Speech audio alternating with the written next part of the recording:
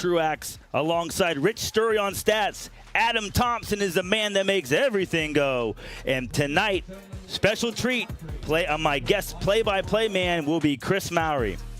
Week 2 of the Ohio High School football regular season upon us, and Crestview is hosting small-town football royalty. The juggernaut, the defending and 7-time state champion Kirtland Hornets roll into Olivesburg looking to scoop up some more computer points. Last week, they took a very seasoned and very well-coached Dalton team to the woodshed, 55-34. Crestview allowed 21 second quarter points to Seneca East last week and ended up falling 35-20. Let's see if it be something different for the Cougars this week. Folks, we're going to hear from our sponsors, and we'll be right back with the 89 Homes pregame show. Stick with us, folks. We'll be right back.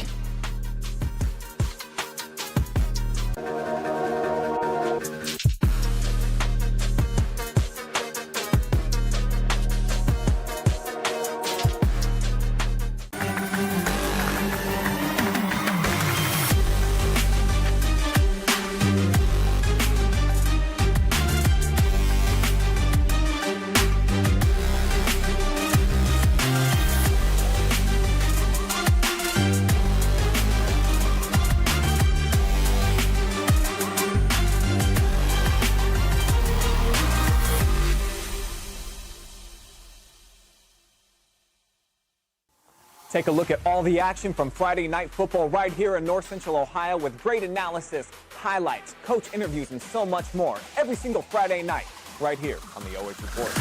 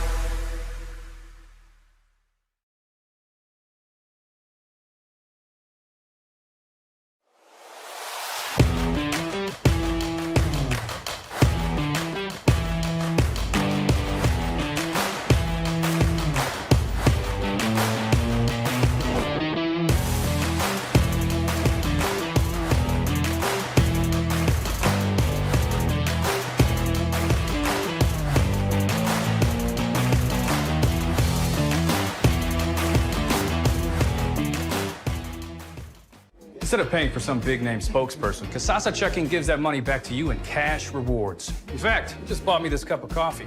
See how that works? Amazing! Free checking, cash rewards. Take back banking with Kasasa.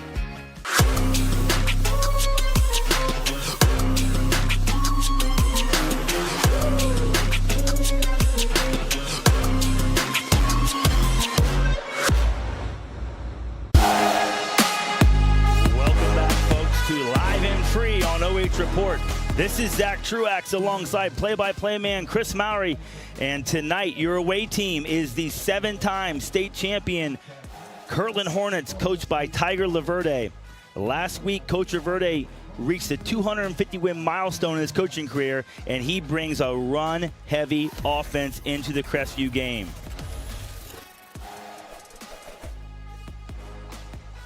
The focal point of Coach Laverde's offense is going to be the quarterback, and that would be Jake Laverde. Last week, Jake ran for 341 yards and 3 touchdowns. The Hornets will rely on him again this week, as Crestview also has a physical and experienced D-line. Will the Hornets be able to put the ball in the air? My research indicated they didn't gain a single yard there last week, but had over 500 rushing yards. So Jake Laverde will be the focal point. Now we switch to the home team, the Crestview Cougars. Aiden Raymer had a 65-yard touchdown run on the second play of the week, but Seneca East bottled him up for the rest of the night after that. The junior looks to get his season rolling again and run to the same form that saw him rumble for 1,450 yards and 15 touchdowns as a sophomore. Team spot. Aiden Raymer. Let's see some stats from Aiden Raymer here. Crestview's team spotlight, as we mentioned, will be Aiden Raymer. He's a junior, 1,450 yards last year, 15 touchdowns. Like I mentioned, early on in that game against Seneca East, he tore off for 65 yards and a touchdown. So Crestview will look to move him around, create mismatches with a Kirtland Hornets defense that gave up 291 yards through the air. Kris, seeing that Kirtland Hornets team last night gave up 291 yards through the air, what do you expect to see out of Crestview tonight and Aiden Raymer? Well, first off, good to be with you, Zach. I'm super excited to be here in Olivesburg talking football on a Thursday night. Usually it's Friday night football, right? Tonight's Thursday night. So thanks to the OH.Report. Thanks to you for having me. I'm really excited to step in here and talk some shop with you. For me, I think it's Kirtland's going to just have to be themselves. But on the other side, you talk about a big task, and that's Crestview. Crestview's up against this juggernaut, right? 19 seasons Tiger Laverde's been there. 17 times he's been to the playoffs. He won a conference championship his second season there. 7 titles, 5 state runner-ups. And as we were talking, it's 12 regional championships out of 19 seasons. That's frankly amazing. It's completely amazing. He's built a complete culture there. We heard Coach Haverdale talking about that at the beginning of the game. And so what will Kirtland need to secure their second win of the season before they head off to play defending state championship Perry? So the keys for the away team. As I mentioned, last week, Kirtland gave up 291 yards through the air. So Kirtland on offense, they need to impose their will. Jake Laverde rumbled for 341 yards on the ground. Look for them to get that started again. And then defensively, they got to defend the pass. They gave up 291 to Dalton. I'm sure a proud program like that, when they give up close to 3 bills on defense, they're having some conversations in the film room. I don't think there are a lot of high fives going around on Saturday morning at the Kirtland locker room. Yeah, I agree with you, Zach. And I think the reality for Coach Laverde on offense, they're going to run a power team, right? They're going to be a power run game. And then for Crestview, they're going to try to air it out, as you just highlighted, and it's going to be kind of who can get the better of each other's opponent of what they want to do. And for Crestview, I think they're just going to have to come in here and stand up to these big guys, right, the bullies of Kirtland, and say, you know what, we're going to get punched, guys, and we're going to get pushed around a little bit, but we've got to impose our will back on this other team. And, Kirtland's, Coach Tiger Laverde is saying, guys, we don't take anybody lightly. That's the culture we've set here in 19 years. And frankly, the reality is this is week 2. This is our opponent. We got to go take care of business. And now for the home team keys. So, fellas, we talked about it. Can Crestview you always like to say, make them beat you with something they don't like to do. Crestview defensively needs to see if Kirtland can throw the ball, right? Make them throw the ball, stand up to the run, make them do something they're not comfortable with doing. And on defense, got to shut down the run. And on offense, use the balanced attack. So, Kirtland is kicking off to Crestview. Crestview will get the ball first. I think if you're Crestview, you love that idea. Get the ball first, trying to establish a rhythm. Don't let this high-powered Kirtland offense get running fast. Folks, we had the football on the tee, and they took it off the tee. But it's a beautiful night here in Olivesburg, Ohio. Said it last week. I'll say it again, ladies and gentlemen. And I know it's Thursday, but the work week is almost done. The paychecks will be in the bank tomorrow. The lights are on at the old football stadium. Ladies and gentlemen, it's Friday night. It's Thursday night, but it feels like Friday in America. We're going to play some high school football. Let's go. Small town high school football, the best tradition we have in America. Both teams on their respective sidelines. They had both, as Zach said, taken the field, but not certain what's happening. We got a meeting over there with some of the Hornet coaching staff and a couple officials standing over here on the Crestview side. Hey, tonight's construction worker area, Zach, with the student section and all the Crestview faithful decked out there in their ODOT gear. I love the student faithful, but Kris, I've been to enough college teams. I recognize the guy with the orange sleeves on the field. Hey, we're big time tonight. We got our first TV timeout in Olivesburg, Ohio. That is pretty cool. Usually we see that on Sunday afternoon football for the Browns and Saturday afternoon football for the Buckeyes as you watch those guys normally compete. But ladies and gentlemen, we're just about ready to get underway here. Play clock is set at 12 minutes here in the first quarter.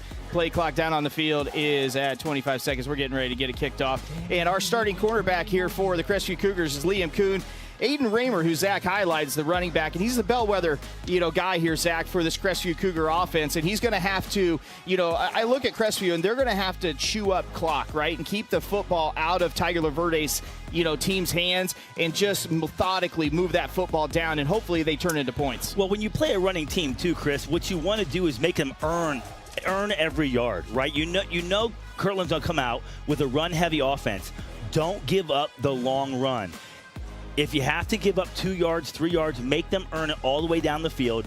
Talked to so many Hall of Fame coaches over my time doing the OH.Report, and they all say the same thing. Most high school teams beat themselves. They don't beat you. So that's one thing that I think if you're Crestview, you go, listen, we've got to stack the line of scrimmage. We have to make them earn every yard. And if they want to get the big plays, we got to make them go over the top and see if they can throw the ball tonight. On the flip side of that, what if that long ball over the top happens? You adjust to that, or you just say, you know what, you got us on one play? I think you have to tip your hat sometimes, right? You know they want to run, and if they keep having success with it, yeah, you've got to make that adjustment. But I don't think you abandon ship over one play, especially against a talented team like Kirtland. Well, folks, it's 81 degrees here in Olivesburg, Ohio, here at Scott Bailey Memorial Field on the campus of Crestview High School. 81 degrees. We were on the field, Zack, pregame, and it felt about 100 out there on that turf. This is one of those games where you miss the grass a little bit, I think, if you're a player, because the black tires underneath that green turf have done nothing but soak up the heat all day. And as the sun goes down, it'll begin to expel that heat. It's not going to cool down on that field till close to the end of the game. Probably until the sun goes down, right? Okay, here we go. Now we're back on the field. The TV station has been satisfied, and the fans are quite happy. We were at a 7 o'clock kick. We're only at 7:06. Back deep for the Crestview Cougars. They'll send 2 men back there. Aiden Raymer, who we've talked plenty about here in pregame. And then number 23 is Tyson Ringler. And teeing it up for the Hornets is Danny Alfieri, the name that we're going to be calling quite often here as we get through this game. Kirtland has a list of returning All-Ohioans, an embarrassment of riches along the offensive line and everywhere else, and we'll be calling a lot of names. I have a good feeling. Excuse me, that's Xavier Lasecki who's going to kick it away, and we're underway here in Olivesburg, and that one is over top of Raymer's head, and it does go out of bounds. So the Crestview Cougars, Zack, going to start with great field position here on drive 1. Great discipline by Aiden Raymer there, letting that ball go out of bounds. Again, the turf is quick tonight. That as a line drive kick, Aiden was smart enough as just a junior to let that go out of bounds, and they start on the 35-yard line. So let's get a look at the Crestview Cougars starting lineup. Quarterback Liam Kuhn, a junior. Aiden Raymer, a junior running back. Gavin Barker also playing running back. And then wide receivers are Tyson Ringler, Nolan Moore, and then the tight end is Carter Kuhn. Zack, I'm going to let you introduce the Crestview Cougar offensive line. I know you love the big nasties up front. I love the big nasties up front. Crestview offensive line.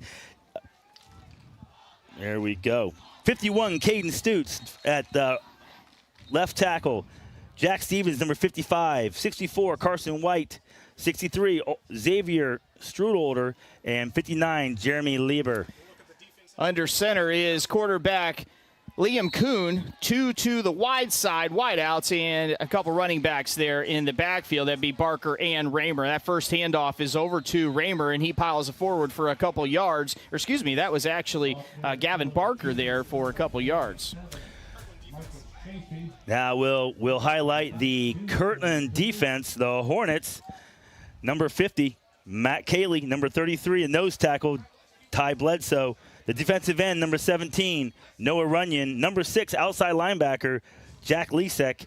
Number 1, outside linebacker, Jake Laverde, who not often you see a quarterback doubling as outside linebacker. He's tough. We'll come back and introduce the rest of the defense. I'll let you do the rest of the defense when we come back. Kuhn back under center. Looks like the exact same formation, Zack, that we just saw. And one down back and one up back. This is Aiden Raymer, and he gets ahead just a little bit short. He'll be about 3 yards short of a first down to bring up 3rd and 4. The rest of the defense, Kris? Tyler Turk is an inside linebacker. Danny Alfieri that we just mentioned mans an inside linebacker position. John Silvestro as well on the inside. Cameron Treadwell plays the outside, and then 2 defensive backs for head coach Tyler Verde are Nico Samick and Ryan Kayami. Kris, if Coach Haverdale were to draw up the first couple plays, 3rd and manageable early in the game is right where you want to be, and you see Crestview in no hurry to get to the line of scrimmage here. Yeah, and it's exactly what I think Coach Haverdale said. Let's use the play clock we highlighted in pregame. Let's eat this clock up, and that ball is off to Raymer, and the turf monster got him at about the 37-yard line. He goes down. It's now 4th down and lost a yard on that play. You know, Kris, it looked like that Kuhn and Raymer got their feet tied up a little bit right there. Yeah, turf monster. I think it might have to do something with Kuhn's size 12s there. On to punt is the Crestview Cougars in number 25. Gavin Barker does the punting duties for the Cougars. And back deep are a couple Hornets. That is Jack Lesesic. And don't see the other one there. My apologies. Gavin Barker gets it off. Number 2, Kris. And that is off to Ryan Siemi, and he's going to let that one go. It'll be 1st and 10 for the Hornets at the 20-yard line. Hey, if you're Crestview, that's not the worst thing to happen right there. You have a drive to get you to 3rd and manageable. You just kind of trip over yourself a little bit. Self-inflicted wound. No harm, no foul. As Jim Truss used to say, every drive that ends with a kick is a good drive. Crestview pins Kirtland back inside the 19. Never quite understood that. Every good drive ends in a kick. Every good drive ends with a field goal or a point after attempt kick. That is right. I agree with that. Jimmy Trussell got a lot of wins under his belt, He sure Kris. did. So Laverde comes under center here for the Kirtland Hornets, and they feature a power look, and that is a handoff to start the game, and a little misdirection play. That's number 8 around end, and he is over midfield, Jack Lesesic. But that is a big run, Zach, 32 yards. That one's coming back. That one's coming back. I got a hold call around the 20-yard line. That one's coming back. That's that pillar post right in front of me there. I didn't see it, so I apologize about that. That's why you have a partner, right? I wasn't a hold. Illegal motion. So if you're Crestview, dodged a bullet there, learned something. But great job by Kirtland self-scouting right away. Hand the ball off, and they booted Laverde out, and everyone kind of looked Laverde's way, and then the running back went the other way. We've talked about Laverde, obviously, second-team All-Ohio, as a sophomore last year. 31-2, Zach, a career record for the young Laverde. And last week they played a WCAL contender. This week they played a Firelands Conference contender, and they're beating good teams. Laverde under center, and he hands that ball back off, and he kept the ball. Excuse me, the misdirection got me up here in the booth, and Laverde out to about the 38-yard line. See this on the replay here, Kris, if we get a replay.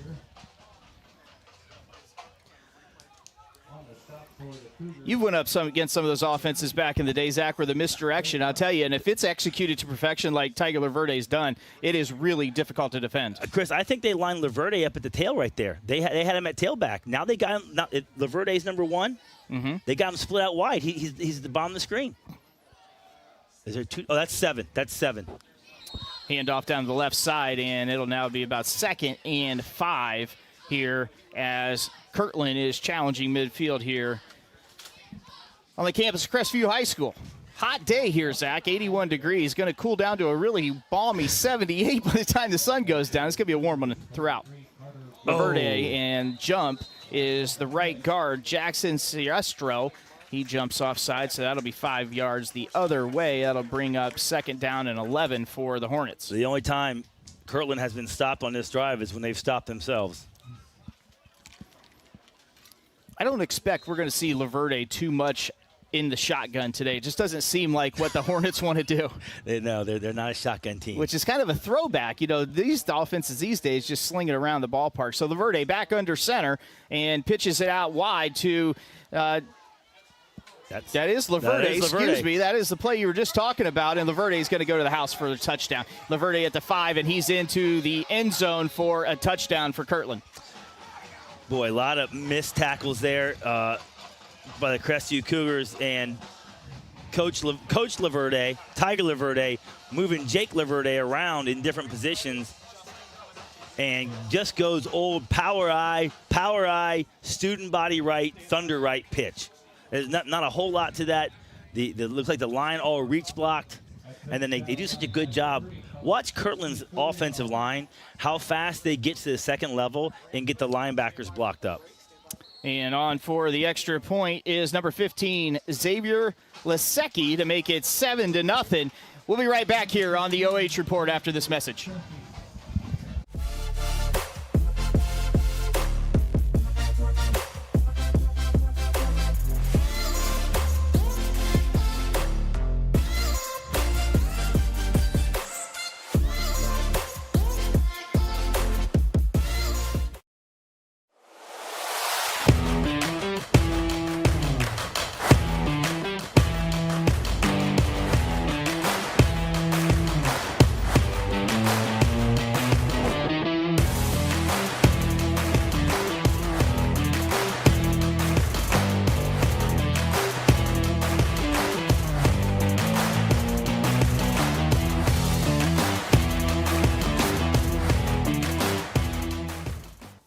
Take a look at all the action from Friday night football right here in North Central Ohio with great analysis, highlights, coach interviews, and so much more every single Friday night right here on the OH Report.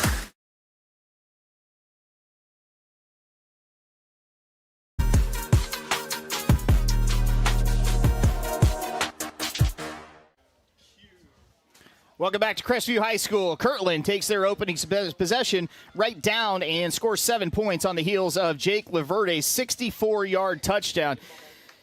Xavier Lesecki has it teed up here at the 40 on the Kirkland side of the field, and they're going to kick it back off, Zack, to Crestview for their second possession of the game. You know, Chris, when we were talking about this game earlier in the week, I said, Jake Laverde is a running back. You said, no, he's a quarterback. I said, no, he's a running back. Turns out he's both. That's exactly right.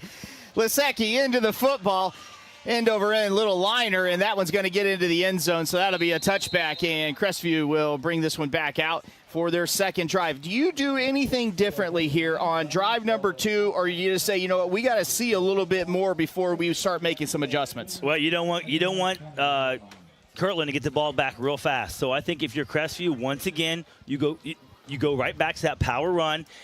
That run the last run where Raymer tripped up over Kuhn's foot, he had a crease. He could have gotten 4 yards. I think they go back to it. Let's see if the Kirtland Hornets start to sneak their safety and their linebackers up a little closer to the line of scrimmage. Yeah, they've got 0 deep.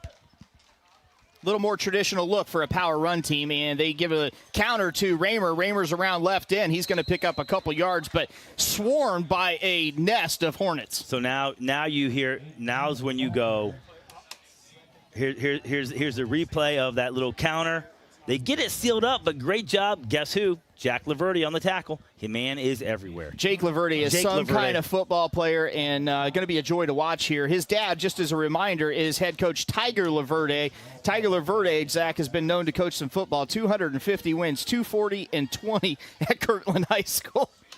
Kuhn now under the shotgun, and a little quick hitter on the outside, and that one is just about picked off by number 7, Nico Samick, there on the outside. He's going to bring up 3rd down and 8 for the Cougars. A little miscommunication here between the quarterback and the receiver. The quarterback was expecting the receiver to run a 5-yard and just set up, and the receiver took off down the field. Defensive back read that beautifully, almost had himself a pick 6. And number 12, the free safety for Kirtland, now playing about 8 yards off the ball. I think a skinny post right here. With man on the top of the screen, I think a skinny post right here is what the doctor ordered. Kuhn, fake off to Raymer, and Kuhn is rolling out right. We're going to have a hold in the back. Oh, no. And that football is live and loose, and it looks like it may be Kirtland football. Haven't seen a signal from the officials quite yet. Holding on Crestview, as we noted. And, Zach, that's not what you want to do when it's 3rd and 8 and you're backed up in your own territory. No, it is not against a team that is – move the ball right down the field on you. Little slip of the hand, like we talked. It's hot out here. Got to get some tape on those fingers. If you're the quarterback, you don't want to tape up your whole hand, but maybe you've seen these guys, you've seen the pros put the tape on just on their fingers, and that gives you a little more tread. They've got to get something on the quarterback's hands. Can't have that again. So the penalty, was declined. It's 4th and 20 for Crestview, and they're going to go ahead and kick this away. Gavin Barker the deep men for the Hornets, number 6, Jack Lisecki. Crestview lucky to be kicking this ball right now, Chris. Yeah. Barker from his own end zone and gets it off to the left side. Lisecki's going to have a chance at this one, and he does field it at the 39, and he's got a crease. We do have a flag on the ground, and he's knocked out of bounds at the 17-yard line. I think we're going to get a block in the back on number 2 on the return. I don't think he was trying to maliciously block him. I think the Crestview defender stopped short here. When Lisecki cuts back right there, the Crestview defender stops short, and he gets pushed from behind a little bit. White Hat making his way out to the center of the field to give us the call. They picked that flag up, Zach. No. So it is going to be 1st down and 10 for the second possession for Kirtland at the 22-yard line. I think let's do the Where's Waldo game. We got to play Where's Laverde game now. I'll tell you what, Laverde got me a couple times there in the first possession, and Laverde is not under center. Laverde is under center. Triple option here. Yep, triple option, and he's going to go ahead and pass in a wide open number 7, Nico Samick. Finds a 22-yard touchdown off the hands of Do Everything second-team All-Ohio member Jake Verde. Jake Laverde, his first completion on the year, goes for a touchdown, and that's the kind of pass, the little triple option pass that would make the boys at the Naval Academy, and the boys at West Point real proud. Make them think you're running up the middle, slip that tight end out on a little go route. Don't leave out Georgia Tech from years past. Well, they don't run it anymore. That's right. Got to go with the Navy guys and the West Point fellas. Xavier Lisecki on to try and make it 14-0 Kirtland, and he does just that. And that kick is good. Our score, 14-0 with 7:20 to go in the first quarter. Come on back here on the OH Report, live and free right after this.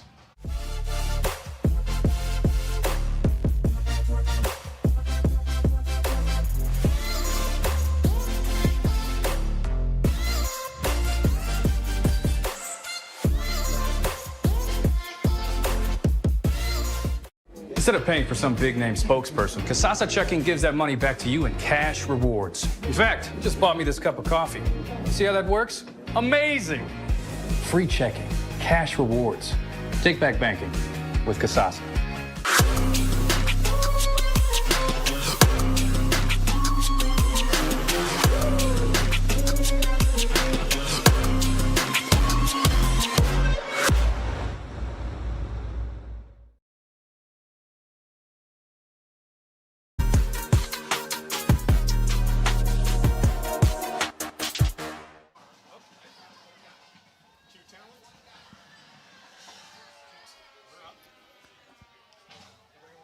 Tyson Ringler catches that kickoff from Lisecki, and he brings it out to about the 25-yard line where the Crestview Cougars will have their third possession. And, Zach, it's 14-0 after 2 Kirtland possessions have led to touchdowns. You don't want to say, hey, we're panicking now, but you're right on the precipice, it feels like, of saying, oh, boy, we're up against it. We got to do something with the football right here. First down. One step at a time when you play a great team. Get your first down. The first down is always the toughest. Get your first down. Get your second first down. Control the ball. Get it down the field. 2 wide to the far side for Kuhn and the Cougars. And Raymer is the deep back, and they give it to the up back, Barker, and he gets just back to the line of scrimmage. It'll be 2nd and 10. So now if you're Crestview, just trying to put some things together, sustain your blocks, and look at Kirtland walking their safety up almost to a linebacker type spot at this point. I think they're just daring Crestview to throw the ball over top. If you're Crestview, you saw Kirtland gave up 291 through the air last week. You got to try and put something together through the air right here. Empty backfield for Kuhn and the Cougars, 2 to the far side and 1 to the near side. Kuhn in the shotgun, and he's looking for Ringler on the outside, and he does get that ball completed. Now out of bounds, it'll bring up 3rd down and 5. 3rd and manageable. This is where you want to be. You're in 3rd and manageable.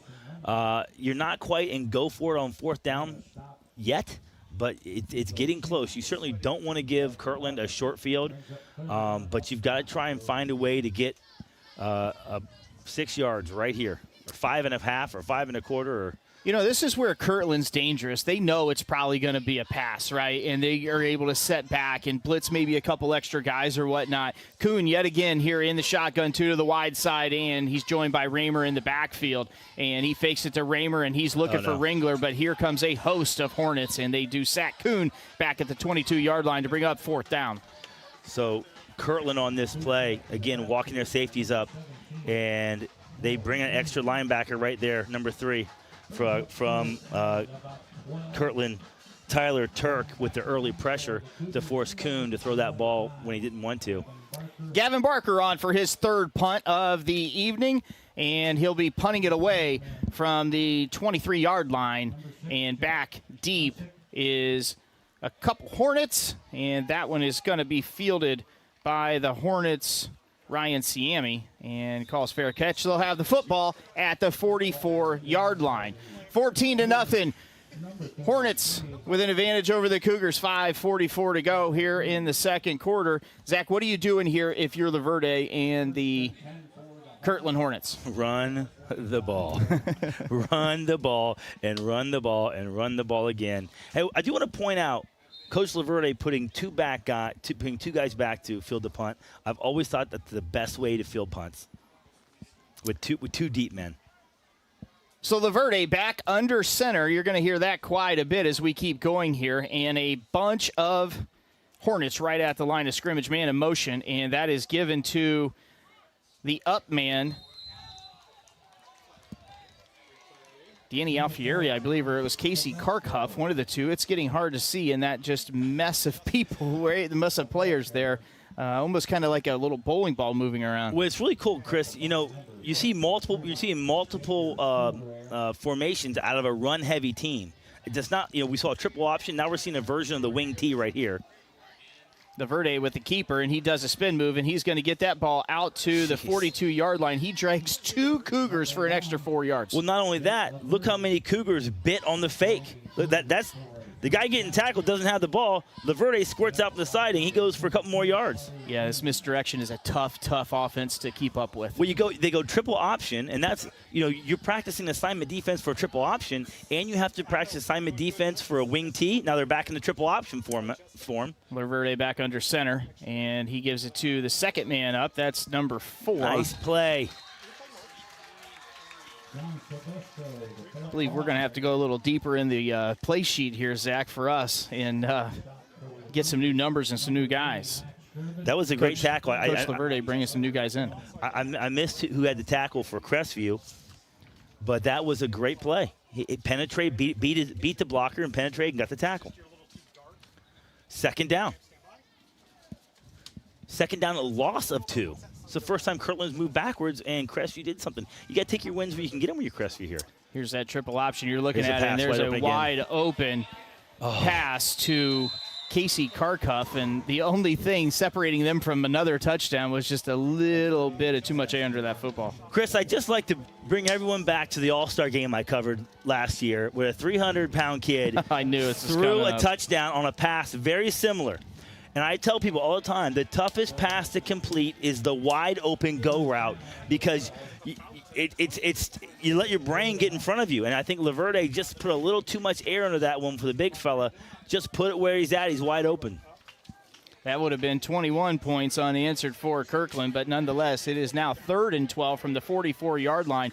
And then the shotgun is Laverde, and then nonetheless, he does take off, and he's going to get a first down, stiff arm, and a beauty. And out to the 28-yard line is Laverde for a Kirtland Hornet first down. Good old-fashioned quarterback draw. Not a whole lot of flash there. Laverde takes the snap, waits a second, and then just gets vertical, and that is a wicked stiff arm right there. That looks like almost your show in the winter, your wrestling show with that move. No doubt. That's a 6-pointer now. Keep in mind, that'll be on the mat with Zack here on the OH.Report starting during wrestling season. Laverde back under center, more familiar territory for him. Ball at the 29-yard line, 1st and 10, and passing out to Alfieri is Laverde, and he gets that ball A gain of about 4 yards, bring up 2nd and 6. Easy completion for Laverde there after missing the wide open receiver. Like we talked about in the pregame, he had no completions in the first game, a couple interceptions. So Coach Tiger Laverde trying to get his man worked in a little bit of a game rhythm because they're going to have a more balanced offense next week. Samick and Lessick wide right, and they give the ball to number 3 Tyler Turk up the center, and he gets a couple yards forward. And it is now 3rd down and 2, roughly, a long 2. Tyson Ringler with a nice tackle there from the backside. Ball at the 20-yard line. Is this where, you know Tiger Laverde, they like to score, they like to run the football. Is this 2-down territory? 4-down territory, absolutely. Or, sorry, 4-down territory, yes. 4, absolutely it is. If you're Kirtland, I need about, 3 feet? Yeah, roughly. So if I get a 1.5 feet on 3rd down, I'll get a 1.5 feet on 4th down. Is this Buck zero trap twice? This is Buck zero trap.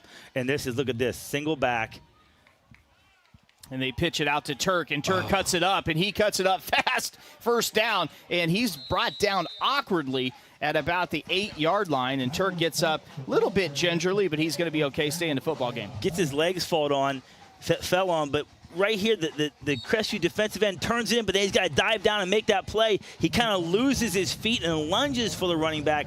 Crestview played that perfectly. The defensive end sealed the edge, forced the running back up, but then you've got to keep your feet, get down the line, and make that tackle. 1st down for Kirtland. Drop the sticks. It's 1st and goal from the 9, and Laverde got a little bit of assignment from his offensive coordinator and father, Tiger Laverde, and they're back out on the field. Laverde, that triple option. He gives it to Alfieri and up the center.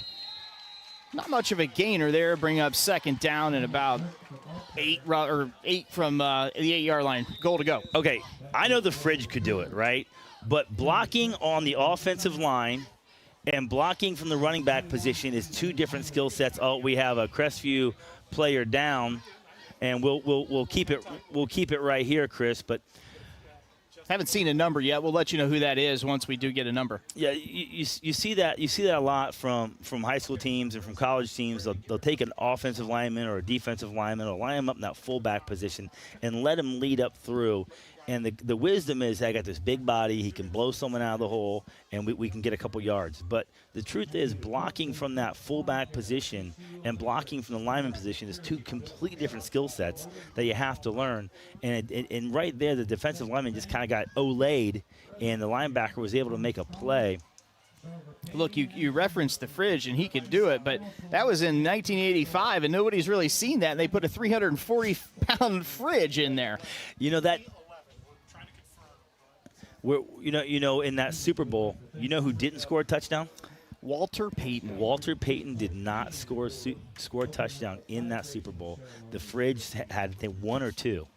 So, and if you're a Cleveland Browns fan, as I and Zack are, you'll know that we thought we were going to go get the Fridge, and we got the little ice chest, Michael Dean Perry, who was no good. Oh, come on. He was good for a couple of years. He was good. He was a good defense. He wasn't the Fridge, but he was a good defensive lineman. Come on, don't be hating on Michael Dean. Producer Adam Thompson, we're going to go to break here, says, hey, he was the can koozie where the Fridge was the other. You're listening to Live and Free on the OH Report. It's 14-0 with 1:40 to go here in the first quarter. Kirtland leading the Crestview Cougars. We'll be right back after this.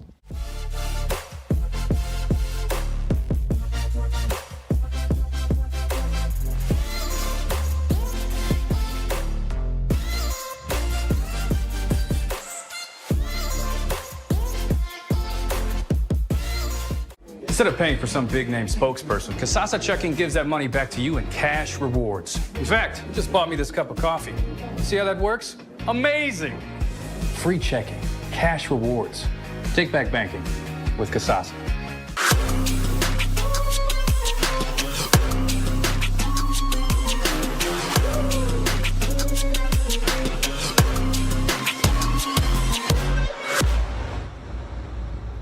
.128 on the clock. It's rolling. 2nd down and goal to go from the 7. Verde under center.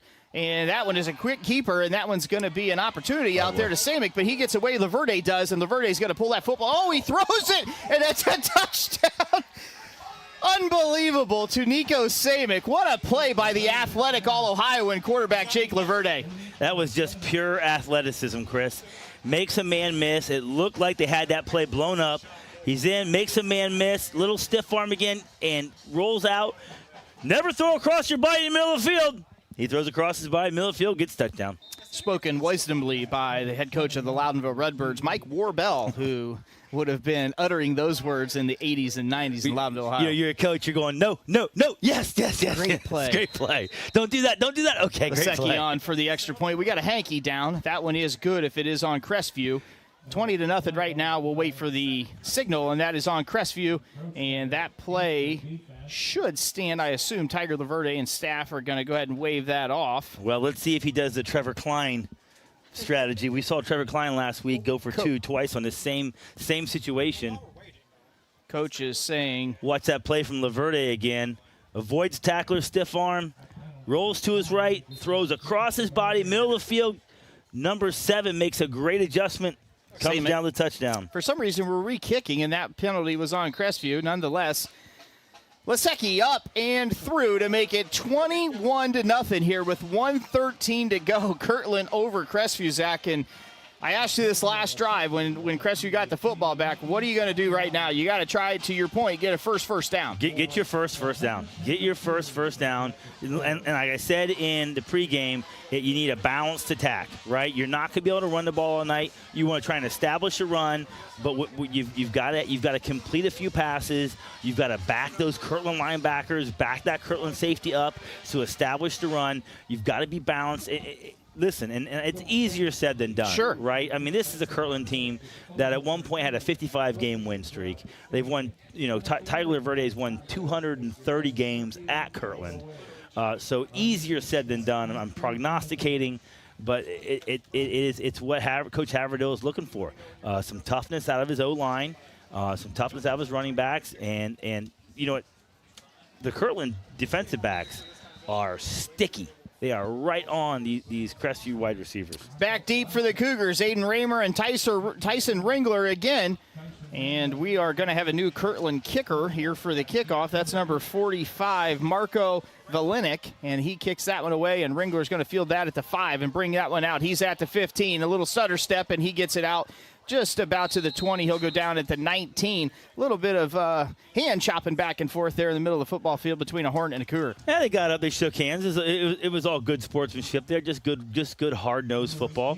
I like to see Ringler, when he fields that ball, take off on more of a sprint, get vertical upfield. He looks like he's trying to pick his crease a little bit on that kickoff. The best he can do is get as many positive yards as he can and maybe try and squirt through somewhere instead of trying to pick out a crease. 1st and 10 for the Cougars here. 1:06 to go here in the first quarter. Kuhn will be in the shotgun, joined back there to his flank left by Raymer. 2 to the wide side here for the Cougars, and they are playing with a tight end today on each side. And into the step is Kuhn, and Raymer ankle tackled and gets a yard here. It'll be 2nd down and 9. Boy, if number 4 for Kirtland on the defensive side, John Silvestro, if he doesn't make that tackle, Aiden Raymer's got a crease there. He had a gap. Crestview had that blocked up pretty well. Well under a minute here to go. 40 seconds to be exact here in the first quarter from Scott Bailey Memorial Field on the campus of Crestview High School. And Kuhn is in the shotgun. Raymer joins him off to his left. Oh. Some habits die hard, don't they? Yes, they do. Yes, Apologies to Aiden, who is a relation of Braden. Nonetheless, that ball is tackled for a loss, and it'll bring up 3rd down and 11. Yeah, I don't think you're going to be able to get to the edge on Kirtland. I think your best option if you're going to run the ball is to run it straight at them and hope they miss a tackle and get down the field. Now you're in probably an obvious passing down unless Coach Haverdale wants to just get some positive yards here and get as much out of the punt team as he can. But that's the end of the first quarter. 21 points unanswered by the Kirtland Hornets. We'll be right back here on the OH Report, live and free from Crestview High School right after this.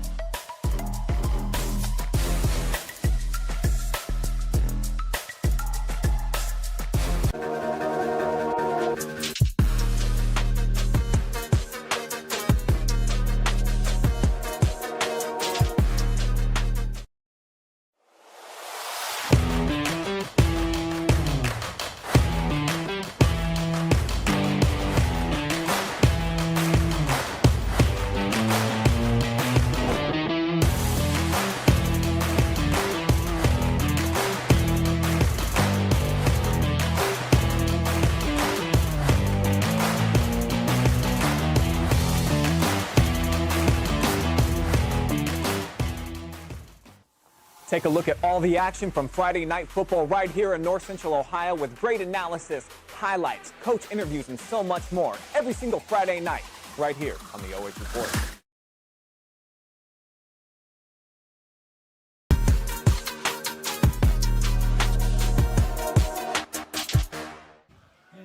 Crestview getting ready to receive the kickoff from the Kirtland Hornets here, Zach. It's 21-0. I asked you this just a minute ago.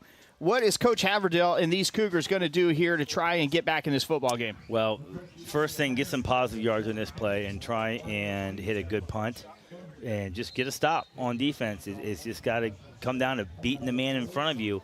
Crestview's been close. They've had a couple plays where one Kirtland Hornet kept the Crestview player from breaking it open.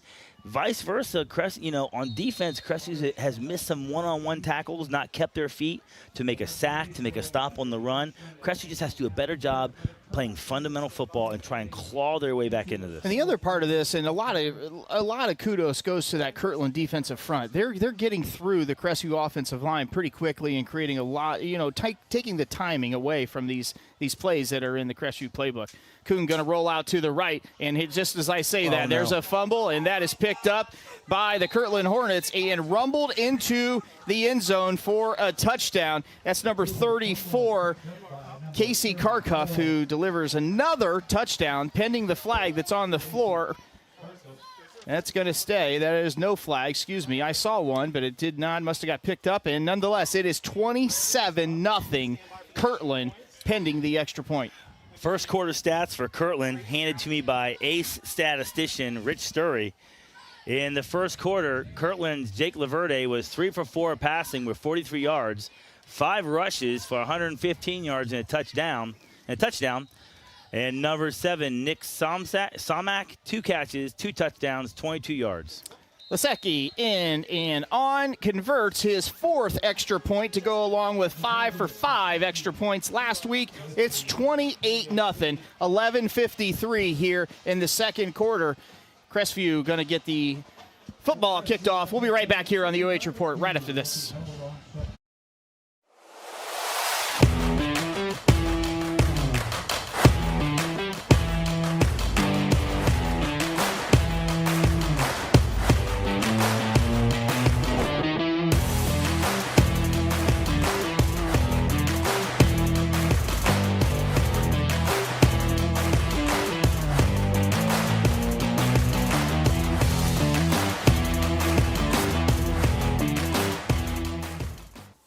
Take a look at all the action from Friday night football right here in North Central Ohio with great analysis, highlights, coach interviews, and so much more every single Friday night right here on the OH.Report.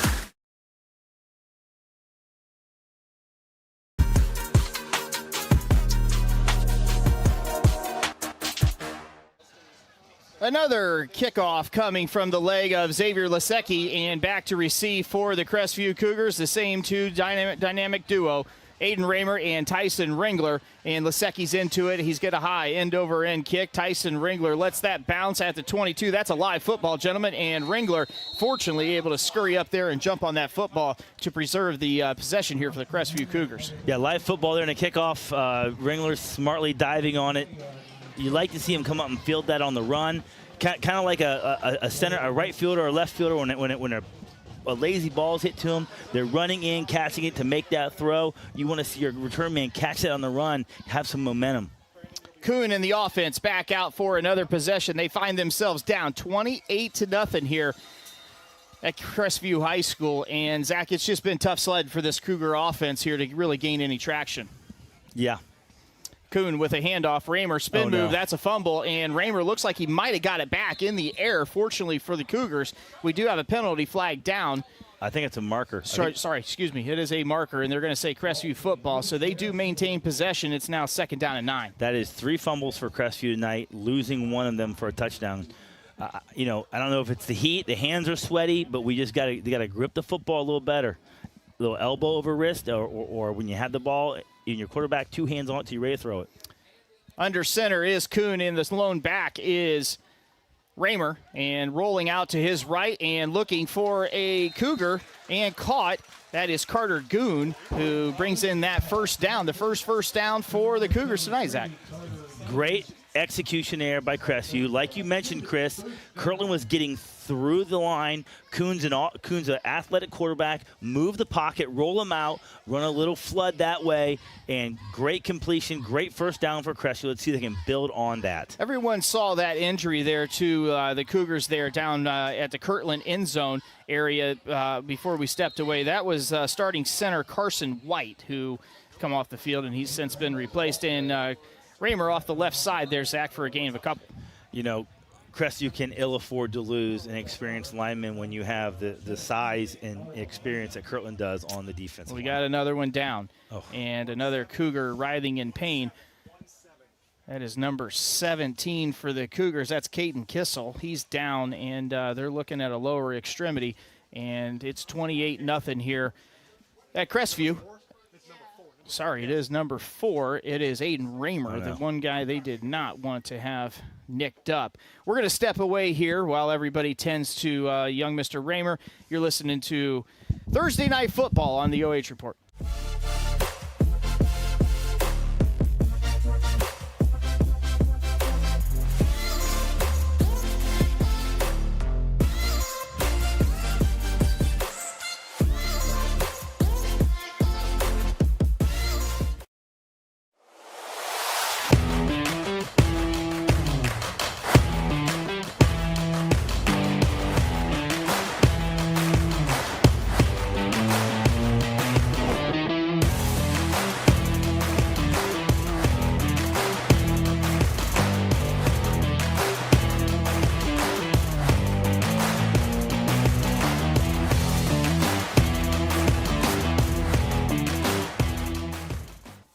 Take a look at all the action from Friday Night Football right here in North Central Ohio with great analysis, highlights, coach interviews, and so much more every single Friday night right here on the OH Report.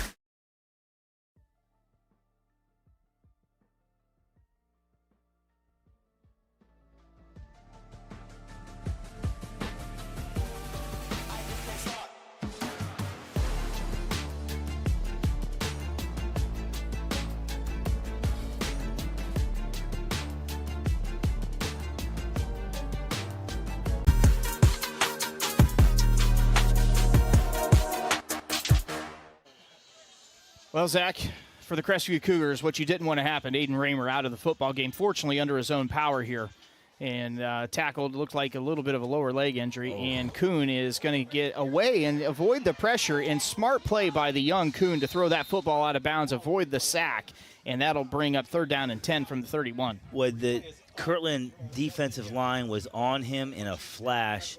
How many? Looks like they got 3 guys lined up. They bring a linebacker up the middle. And number 6 gets free there. Kuhn does a great job. Get loose, just throw it out of bounds. Live to fight another down. So Aiden Raymer on the sideline, helmet not close to him. He's on the training table, and they're looking at that. It's 28-0, Zach. He's your bellwether back. You probably don't look to bring him back in the football game, I think. I mean, it's up to him. You hate to see anyone give up. Kuhn out to Ringler, and Ringler catches that football, and Ringler goes down awkwardly, but fortunately doesn't get that leg pinned underneath him. It looked like it could have for a second. You know, Ringler's got a nice height advantage on the defensive back. I would love to see him go back to that play a few more times. 4th down and 4 from the 37. Crestview bringing on the punt team, and the punter has been number 25, Gavin Barker, and he's going to line up back. And is this where you maybe run a fake just for something to try to ignite something here, Zach? I don't know if I would. Not this close, not this far on your side of the field. Barker into with his right foot. He gets a good punt, and that one's going to land in bounds and get a better bounce forward for the Cougars, and it'll be 1st down and 10 from the 16-yard line. You're listening to We're staying here. Never mind. AT, my man over there running the controls, says, keep it here, Kris. I'm Kris Mowery. This is Zack Truax. You're listening and watching Crestview Cougar football. Live and free on OH.Report. And the Kirtland Hornets. The state, I almost said national power. I think I could have. Kirtland Hornets. The way they played the last many years has been truly amazing. You can make an argument for a small school. Absolutely. Small school national power. Question. I think you put them against any other school with, 136 boys in the class. Say that one more school. time. You can put up against any school with 136 boys in the school. My point was 136 boys. In the whole entire school. It's amazing. 9 through 12. 9 through 12. And 60 guys are on the football team. That means half your male student body is playing football. No. Laverde under center. Handoff. Ugh. No, it's not. Never mind. Laverde fakes me out yet again. He's at the races. He's at midfield.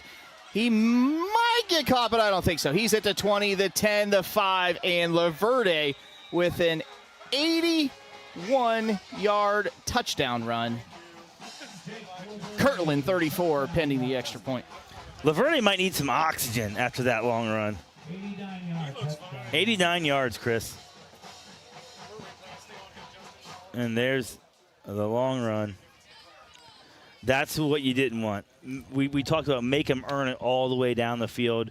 For the most part, Crestview had done that for the most part, but that's right there, blows it open. So Laverde has accounted for 4 touchdowns, 2 on the ground, 2 through the air to Samick, and a 1 defensive touchdown here that we saw. And Lisecki out here to make it an extra point, 35-0. He does just that. Zach, he's a perfect 10 for 10 through 2 weeks with extra points. You know what, Chris? Somewhere Lisecki's parents are not real happy with you because you're probably giving the poor kid the announcer's jinx. Listen, I just call it like I see it, and Lisecki executing his job very, very well. Lisecki. You know who's extremely happy? Coach Tiger Laverde. Tiger Laverde. He says, we don't have to go for 2. We got a great place kicker here, and we'll get it through the uprights, and we'll play the football game by 7. Up 34-0. 35. 35-0. Thank you. With Friday night off, feels like money in the bank. I will bet you a dime to a dollar that I know where this Hornet football team will be tomorrow night. Whoever Perry's playing. Perry, who they play in week 3, they will be at that football game for sure. Football game. When you have 2 defending the Division 5 state champs in Perry and the defending Division 6 state champs in Kirtland, wherever that game's at, if you're a fan of high school football next week, that's where you should be. That's going to be a good game. And, really not to be critical of Kirtland, but they're going to have to find a more balanced offense when they play Perry. Marco Valentic has it teed up, and he's getting ready to get into this one, make sure left's good, right's good. And Valentic into the football and kicks that one high and deep. Tyson Ringler underneath that one, and he catches it out to the 15. Little stutter step, and he's going to get it out to the 24-yard line. It'll be first down and 10 for Crestview from the 24. Zack down 35-0. Right now, Chris, you pull your guys together, you look at each other in the huddle, and you just have to start playing for each other. Block the man in front of you, beat the man in front of you, and play for each other. And whatever happens from here on out happens. But you've got to start playing for each other. Kuhn running back out for the Cougar offense here. 9:22 to go in the second quarter. 35-0 Kirtland advantage over the Crestview Cougars. And Kuhn in the shotgun, flanked by running back deep and 2 double tights. Couple receivers out wide left, and that is handed off. Don't have a number quite yet. Marcus Chansey, I believe. Branson Hyder. Excuse me, Branson Hyder with the ball carry there. Branson Hyder, 5'10", 175-pound junior. Number 21, looks like he'll get the rest of the carries this game. Not a terrible gain on first down. No, 3-yard gain, 2nd and 7. Kuhn back in the gun. Double tights now. Looking for Ringler down the sideline. He's got him, and Ringler play. has some space, and Ringler pulls it in. Fantastic job at pitch and catch. And that is a big, big play for the Crestview Cougars. Last possession, I said, man, Ringler has got a height advantage on that defensive back. I would love to see Crestview attack that defensive back a little more often. And if there were some plays that Kirtland gave up last week, it was the long pass. They gave up some long passes to Doughton of the Wayne County League. So Crestview pouncing on that, able to give Kuhn just enough time to throw a beautiful deep ball to Ringler. Cougars back up quick, and that is going to be handed off to Hyder around the left end, and he is upended for a loss of 3. Zach, you mentioned it about Dalton High School playing Kirtland last week. The Bulldogs were able to go for 291 yards through the air against Kirtland. To your point, that play may be there. It's just we haven't seen enough time given to Kuhn and company to keep him upright and let those plays develop. You know, Kirtland has been the benefactor of some turnovers. I think Dalton turned it over 3 times in that game. We've seen Crestview lose a few footballs this game. So just control the football. If you're Crestview here, try and get some points on the board. Second down and 13 from the 35. Kuhn takes the gun, and there is Hornets everywhere already, but nonetheless, Kuhn is around left end, and he has a first down. And that play just, Zach, I don't think anybody blocked the right side of the Hornet defense. Kuhn smartly rolls out left and picks up the first down. You know, great play, athletic play by Kuhn here. I think you had some backups on the field for Kirtland. Now you're seeing like hockey, like the changeover in hockey. You just saw the whole bench clear for Kirtland, a whole new group of 11 guys come on, and it looks like the starters are back on the field for Kirtland. Excuse me, I was wrong. I thought he had the first down. It's 3rd and 1. Ooh. Power formation for the Cougars. That's given to Hyder, and Hyder might have had the back of the helmet for 15, and I think that's what happened. Horse collar. Yeah, we're going to get a horse collar right here. So we're going to call it a face mask. Nonetheless, same penalty you and I both saw. That'll be a first down, courtesy of that personal foul, 15-yarder from Kirtland. So move that football up. It'll be first down and goal for the Cougars. Boy, if you're Crestview, you're feeling good here. You're moving the football a little. You're moving the football, pushing it down the field. Have to come away with some points here. Can't get those slippery hands right now, right? Can't fumble the ball. Secure the football. Push it into the end zone. And you're going for it on 4th down here. If you get a first down, you are going. You're in 8-down territory right here, Chris. I like that. 1st and 10, from the 12. So a first down available to these Cougars at the 2.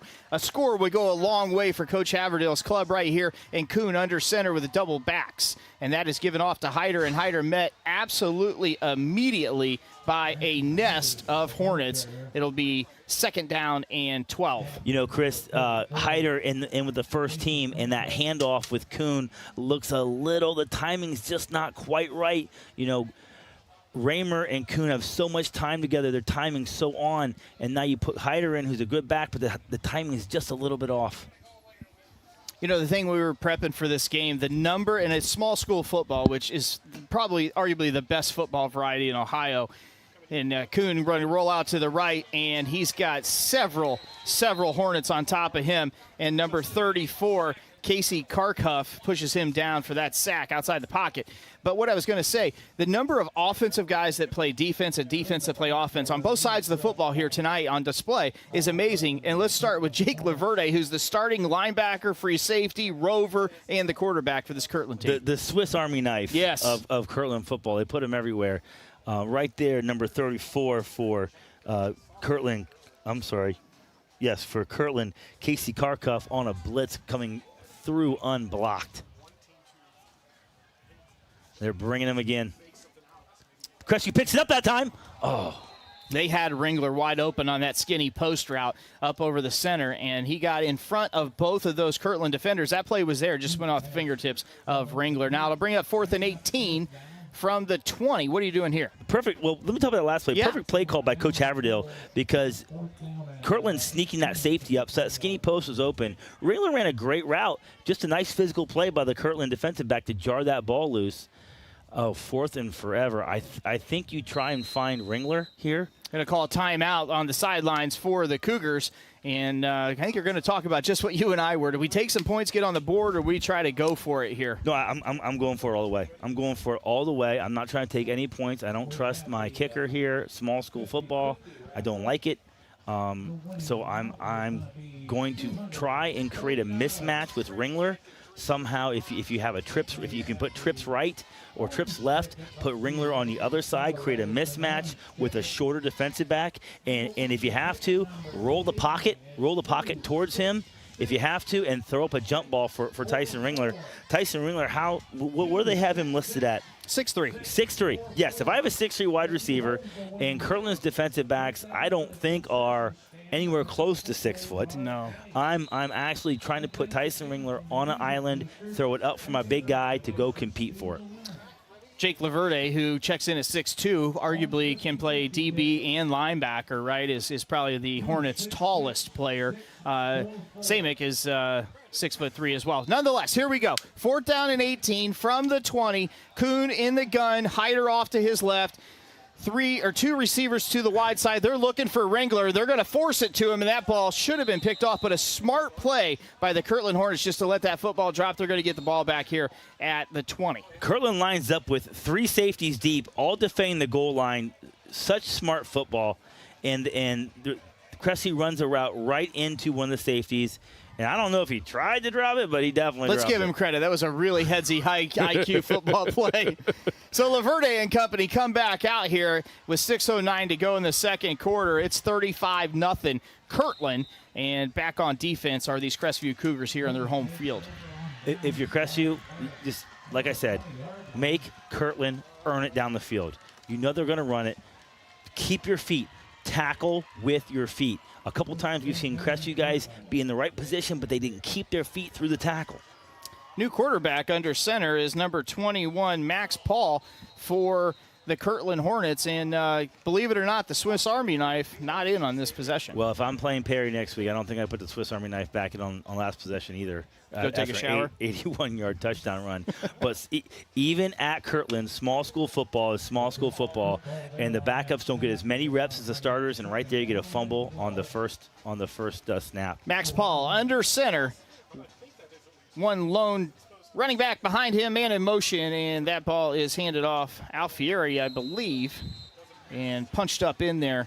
Excuse me, that was number 26, Carter Luzar. Kris, a running style offense resembles Beethoven in an orchestra, okay? What do you know about Beethoven? Okay, I just know and the passing offense represents, I don't know, row your boat, okay? So for Kirtland to run multiple formations of different running offenses is so impressive. They're in the wing T now, looking for that. Ball down the line, and that ball is pulled in for a big gainer to Evan Kroprowski.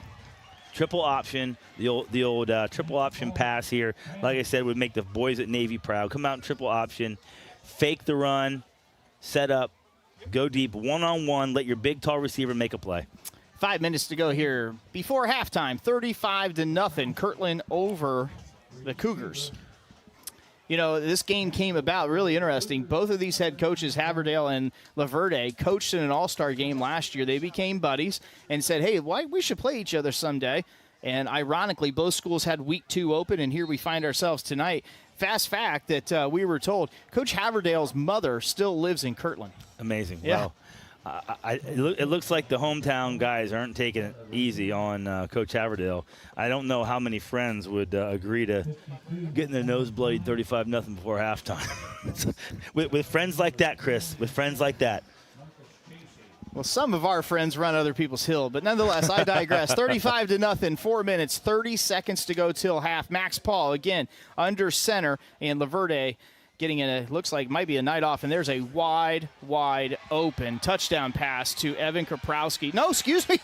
Good hustle. Now, that is a fantastic football play. That's one you show tomorrow in team meetings, is look at the effort play here by the Cougars to track him down from behind before he goes in for a touchdown. Joe Kozowski, hats off to you, buddy, at Crestview, hustling and making the play.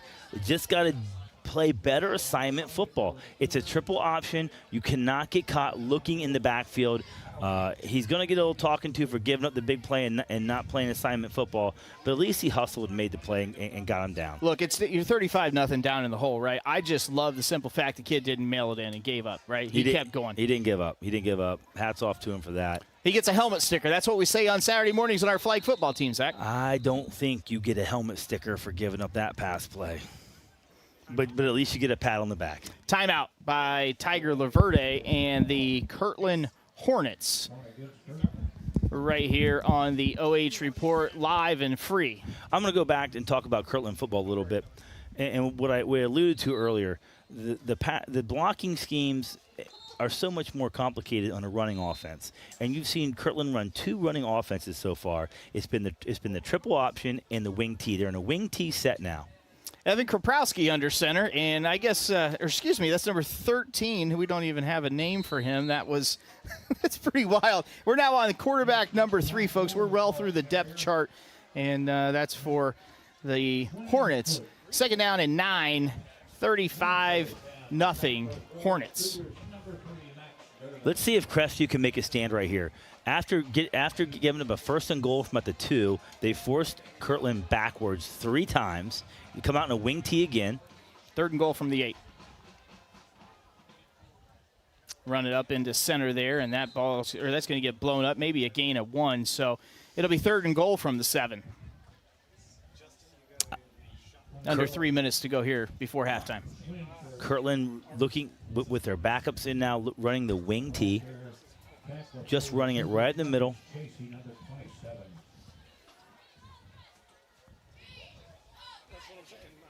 Matt Schweinworth, the running back, and he does get the football. He's upended, and, another misdirection play. It's amazing how well this Kirtland team executes it. Not from the starters to the backups They are really, really dynamic here with this motion offense and that's misdirection. That's that triple option. Fake it up the middle, fake it up the middle, fake it up the middle. Make everyone start to cheat a little bit, look inside, and then keep it around the edge. That's what we talk about when you play these triple option teams. When you play these wing T teams, you have to play assignment football on defense. We got to put that play in. Play your assignment. For the Packers flag football team. I do have it in. 4th and goal from the 3. And Kirtland was showing up to go for it. We do have a timeout. Timeout Crestview. 25 seconds reset on the play clock. 2:04 on the game clock. 35-0. We're going to stay here. Like we talked about, the Kirtland backups were on the field. We had seen the wing T the last, 3 plays, and they were going to go for it. But when they come out to go for it, they are lined up in the triple option.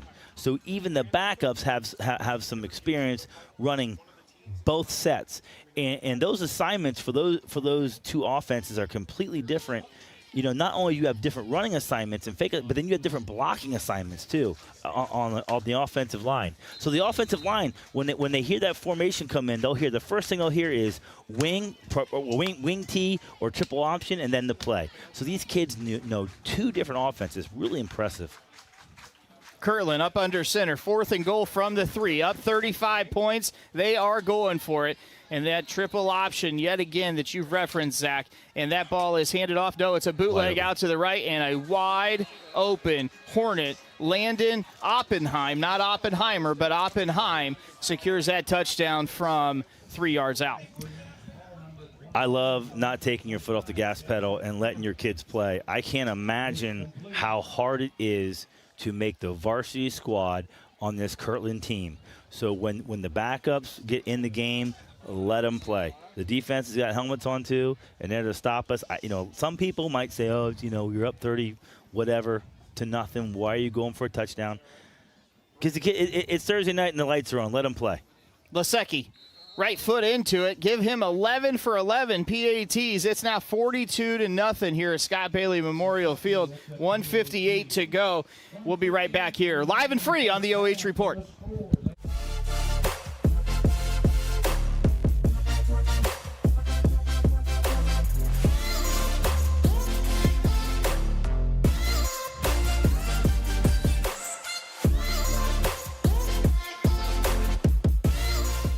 Instead of paying for some big-name spokesperson, Kasasa Checking gives that money back to you in cash rewards. In fact, you just bought me this cup of coffee. See how that works? Amazing! Free checking, cash rewards. Take back banking with Kasasa.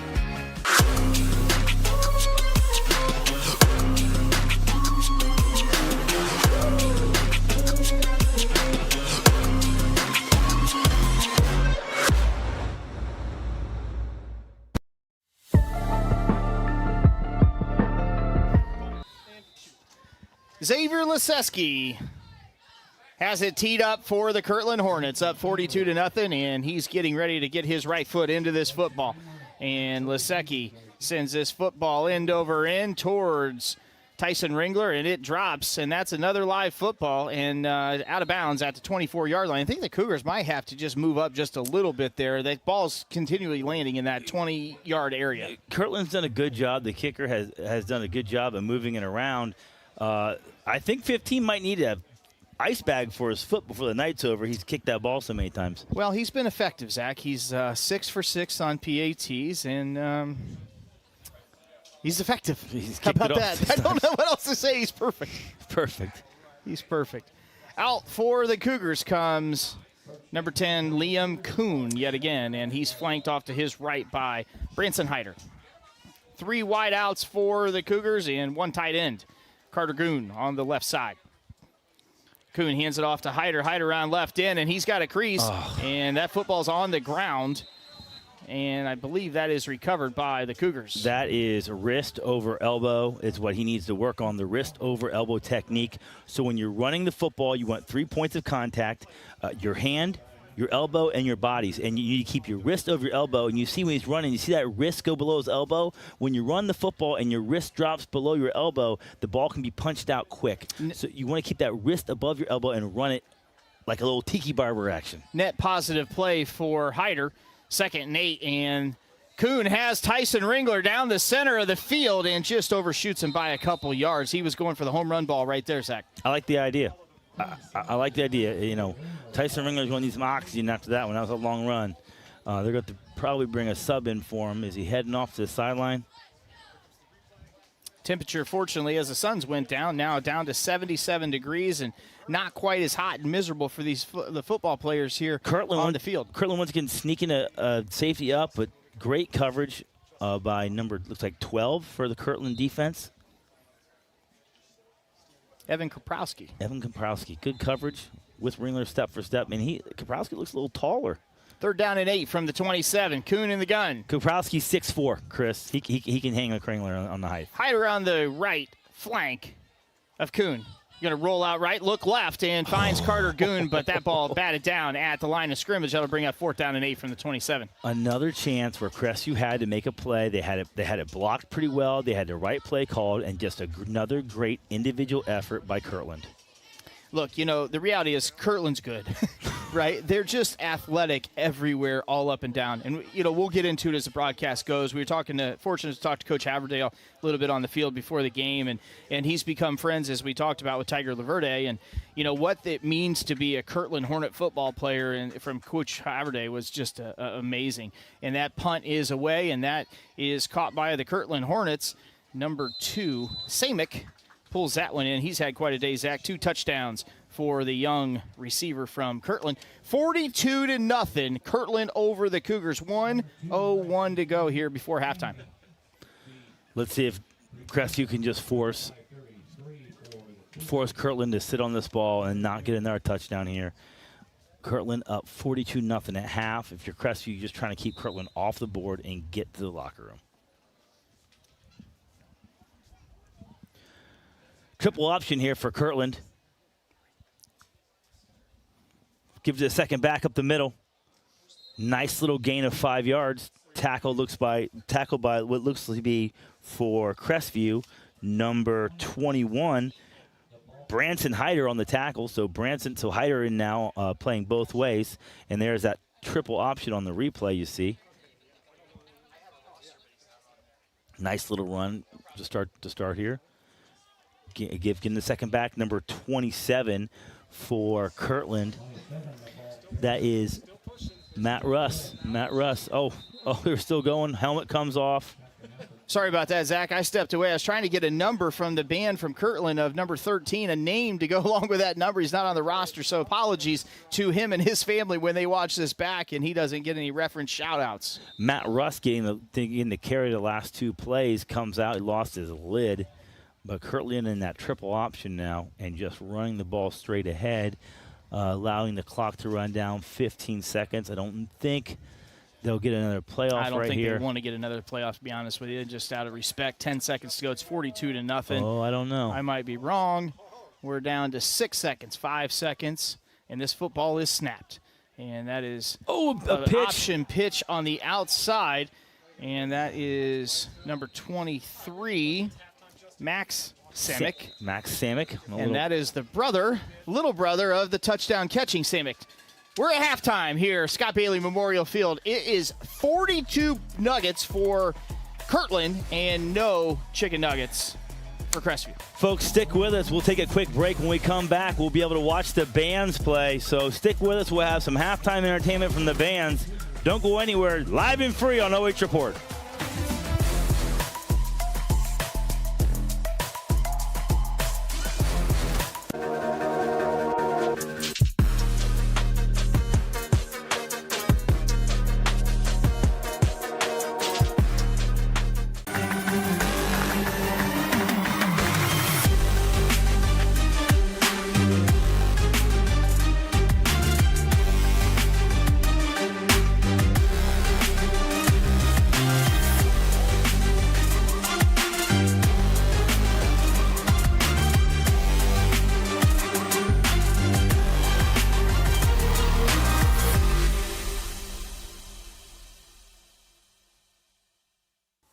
Take a look at all the action from Friday night football right here in North Central Ohio with great analysis, highlights, coach interviews, and so much more every single Friday night right here on the OH.Report.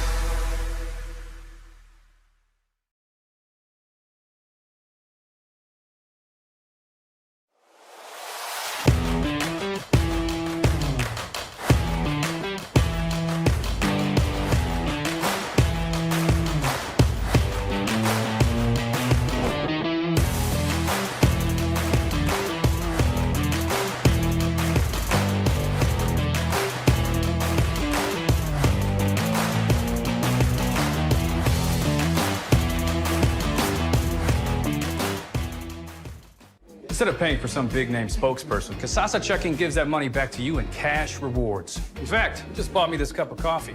See how that works? Amazing! Free checking, cash rewards. Take back banking with Kasasa.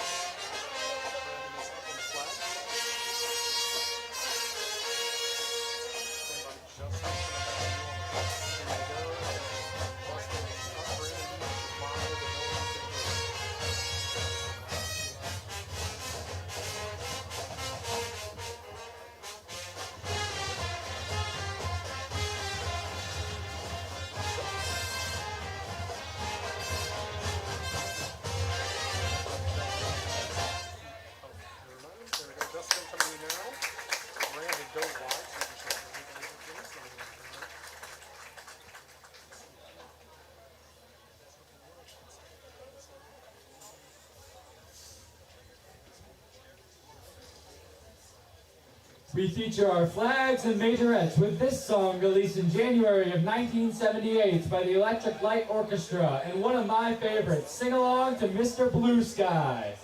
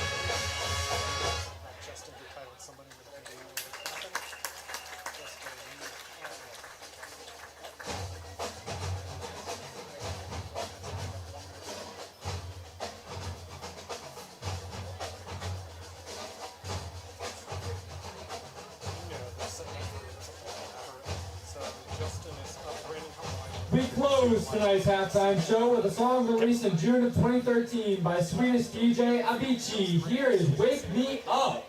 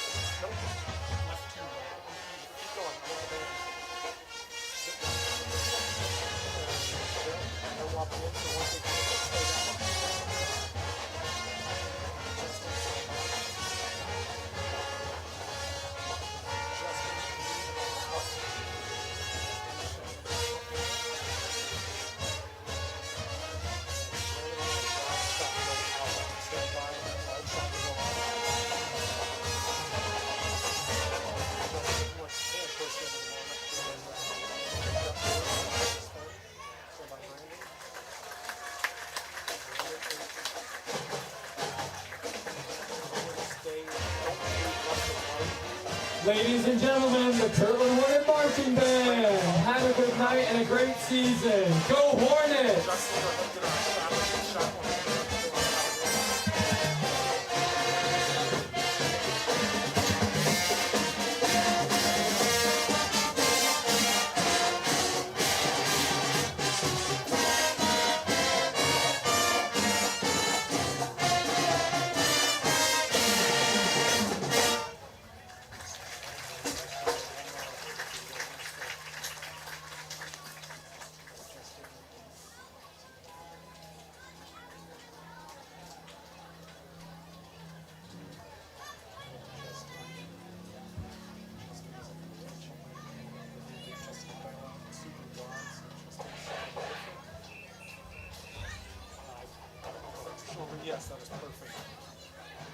Ladies and gentlemen, under the direction of Hannah Wolf, Ethan Bedox, and color guard directed by Kennedy Nonnenmaker, we proudly present to you the 2024 Marching Cougar Pride. Tonight, we present to you for your halftime entertainment our Bruno Mars show, featuring hits from doo-wops and hooligans, Unorthodox Jukebox, and Mark Ronson's Uptown Special. We also have special guest Cameron King from Van Loo High School joining us tonight.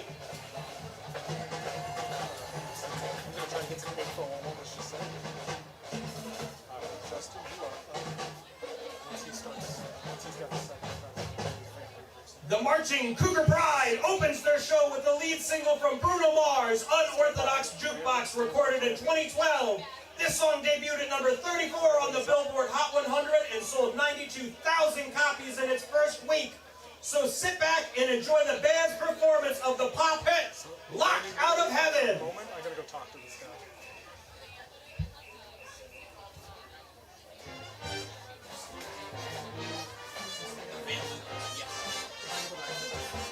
Right there, yes.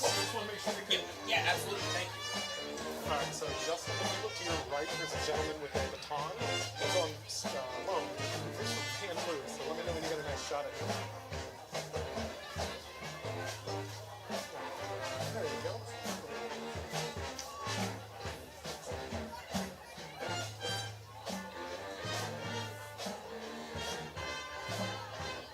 Oh, you got it.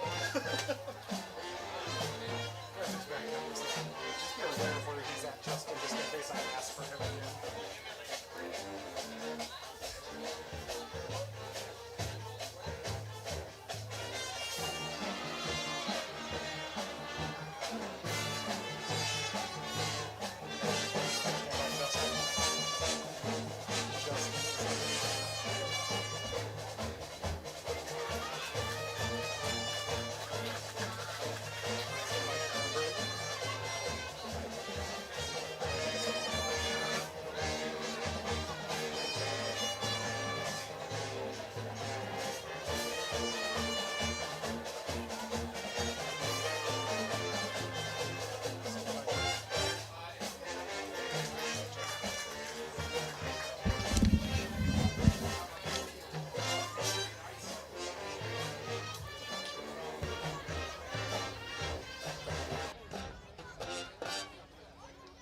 The second number, the Marching Cougar Pride, brings to you in our Bruno Mars show this 2014 hit with elements of boogie, disco pop akin to the 1980s era funk.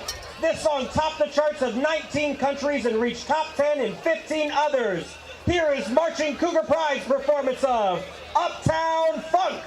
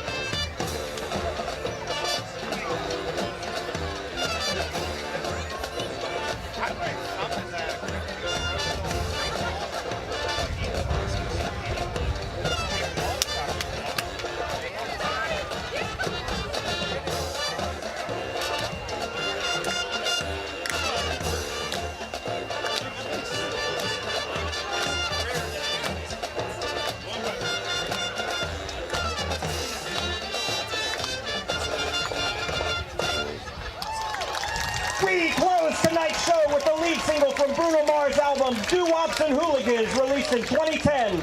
This song debuted and peaked at number 19 on the UK singles charts and number 50 on the Billboard Hot 100. Give it up for the Marching Cougar Pride as they perform Runaway Baby.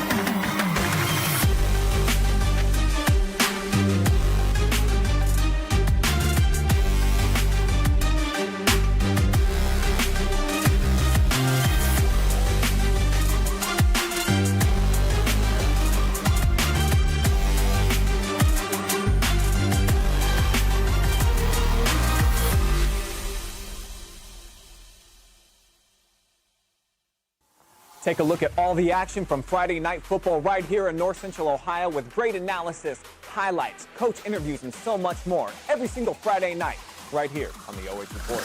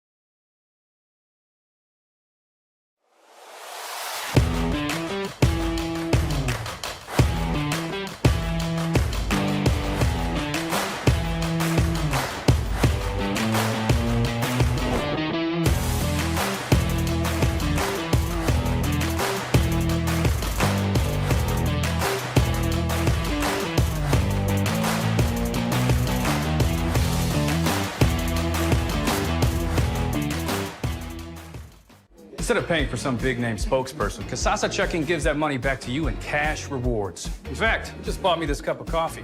See how that works? Amazing! Free checking, cash rewards. Take back banking with Kasasa.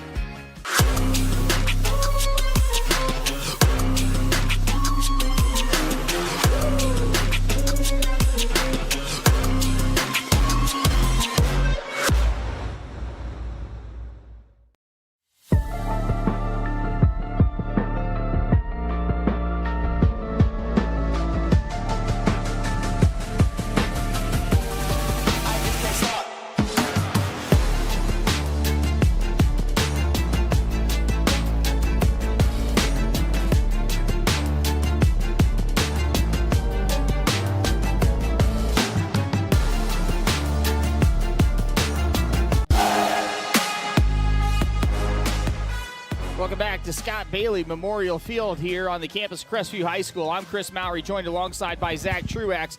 You're tuning in to the 89 Homes halftime show. And Zack, it's 42-0 Kirtland. We're going to have a running clock here to start the third quarter. Let's get a look at the halftime stats. Halftime stats brought to you by 89 Homes, and you see it's been pretty lopsided. Kirtland, 250 rushing yards coming off a combination of a triple option and a wing T set. Passing yards, Kirtland 111 to Crestview 60. Total yards 361 to 45. First downs has been not as lopsided as you'd think because you had a couple of things going for Kirtland here. You had a couple short fields for Kirtland and then some big plays, so you don't have all the first downs. Well, look, when you have Jake Laverde 89 yards on 1st and 10, kind of skews it. Not going to have a whole lot of first downs. Penalties. If there's one spot I think Kirtland's been a little sloppy that Coach Laverde is going to talk about, it's been the penalties. 4 penalties. They're not going to be able to afford to do that next week in the first half against Perry.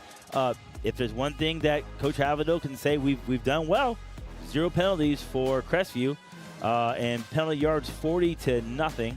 So the stats, once again, 2 weeks in a row, not as lopsided as the score. One of Kirtland's scores coming off of a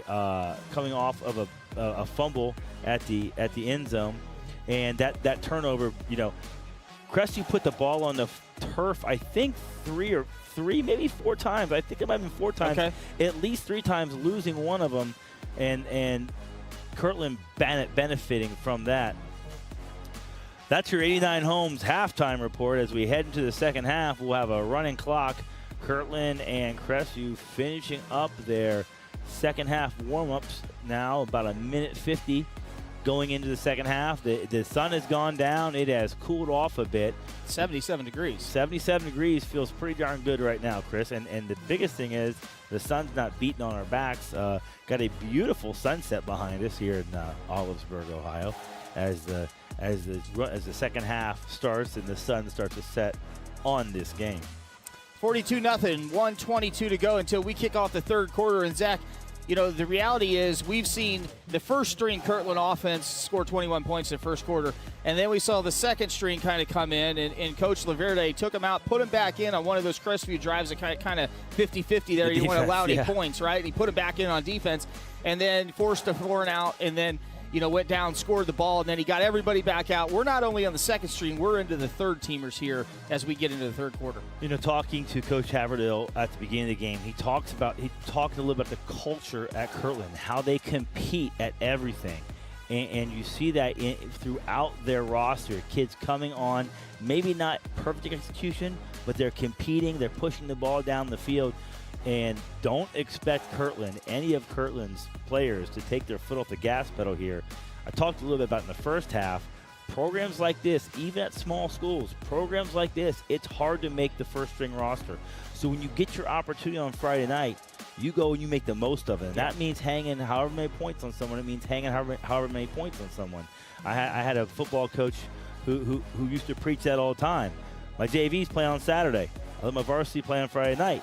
Well, Coach Laverde is just saying, listen, we're letting our guys play on Friday night. We're not taking our foot off the gas pedal. The other point is you talked about our halftime conversation with Coach Haverdale, and we didn't get a chance to talk to Coach Laverde, and he kept his guys in the locker room a little longer than he normally would because of the heat, right? Get them hydrated so we wouldn't deal with any cramp issues and whatnot. But, you talk about that competing, and he talked about how they run the same offense. It's going to remind you of Scott Spittler's Lucas Cubs with what I'm going to say. They run the same offense from the second grade. They start playing tackle football, and they run that in third grade, in sixth grade, in junior high, as freshmen, and then here for Coach Tiger Laverde as well. So they know what they're doing from a very, very early age. They like I was talking about, they run two sets. They run a triple option. They run a wing tee. Both those blocking schemes are very complex, and they're both different. And for those kids to know both schemes and execute them well says a lot about how those kids practice and how those kids learn. We're just about ready to get underway here for the second half from Crestview High School, and the Cougars have it teed up. Kirtland will receive the second half kick. That's an onside kick, and that is recovered by the Kirtland Hornets. It'll be 1st and 10 from the 47-yard line. Why not? Why not? Why not try it? Why not just try and steal possession here if you're Crestview? Get the ball back. Kirtland does a very good job of covering that ball. And talking to some folks on the sidelines as at halftime, I'm gonna watch the back judge a little bit. According to a couple of guys, they've almost blown it dead a couple of times. The referees have. Because they were faked out too. We talked about the fakes were so good. He's gotten me several times. Kirtland, the referees, I missed it, but according to some guys on the sideline, the referees have been faked out. The referees have been looking the other way. It's dynamic. Yeah. It's dynamic to say the least. And Max Paul going to take the center snaps here for the Kirtland Hornets.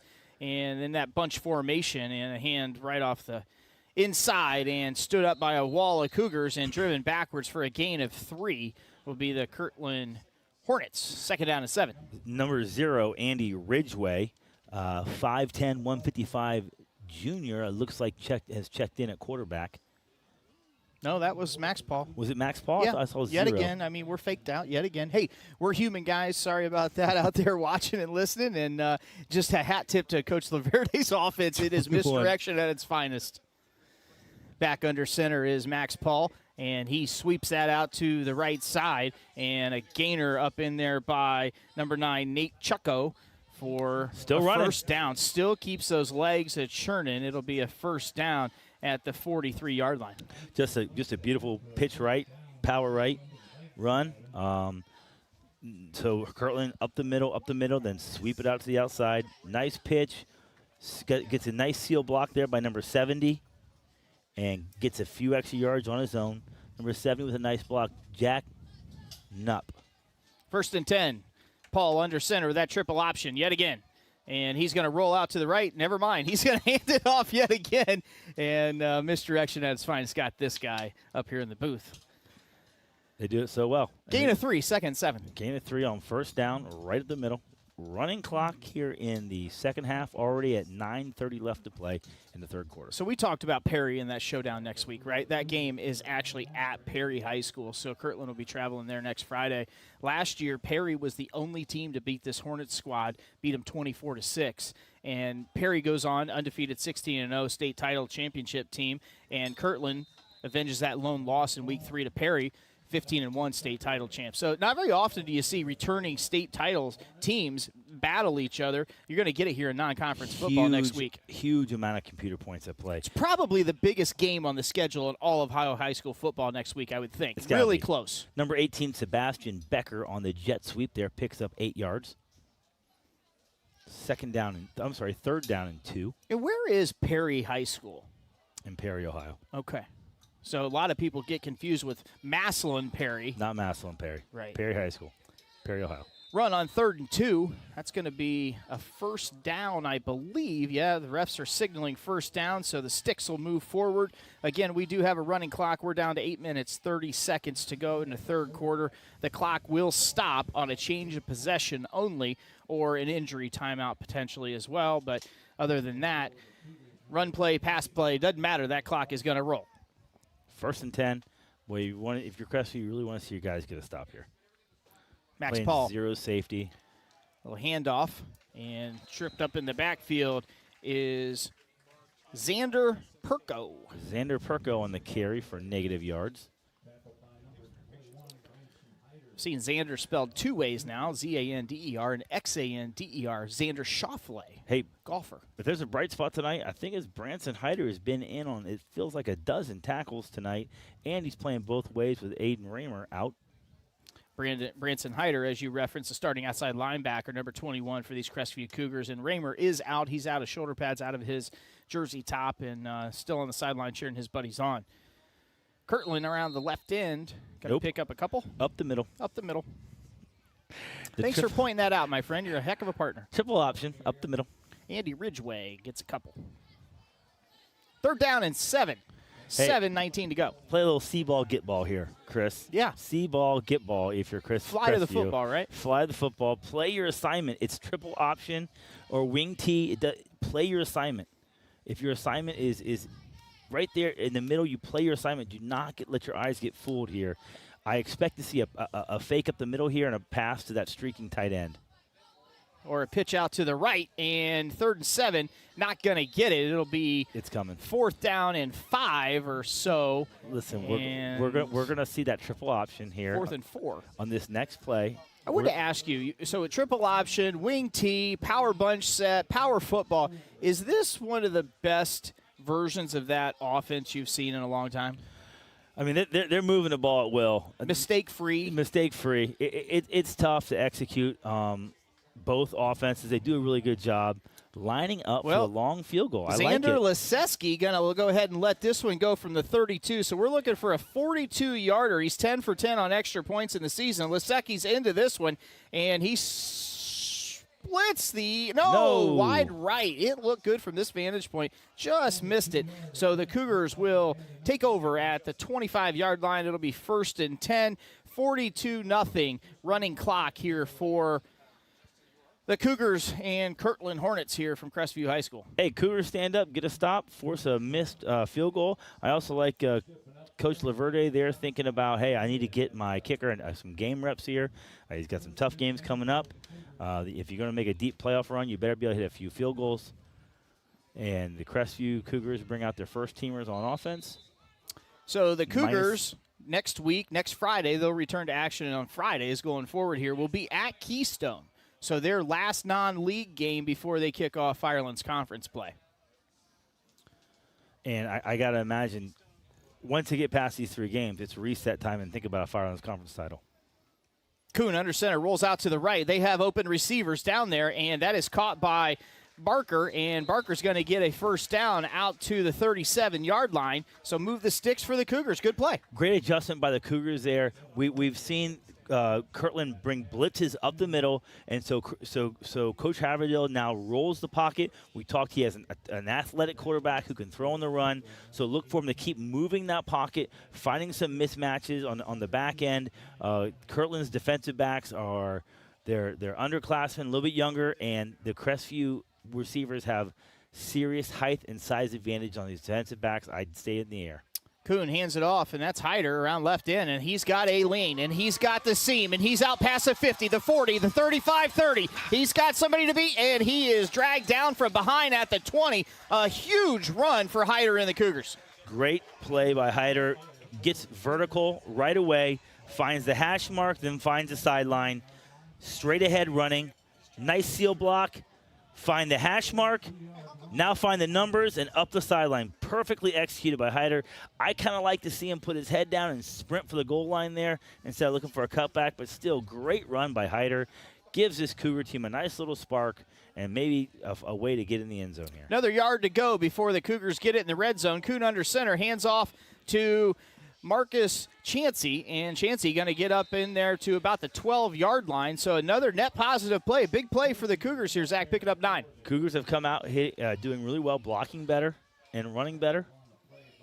You know, I'm sure Coach Haverdell and staff said, hey, and probably challenged him, right? I mean, you've been in those games. You're like, look, the score's the score. We got a second half to go out here, and let's show them who we are, and let's stand up, and let's try and, slow them down, and let's put some points on the board. I was only in one of these games where we were getting blown out at halftime in my whole career. It was not fun, but there was some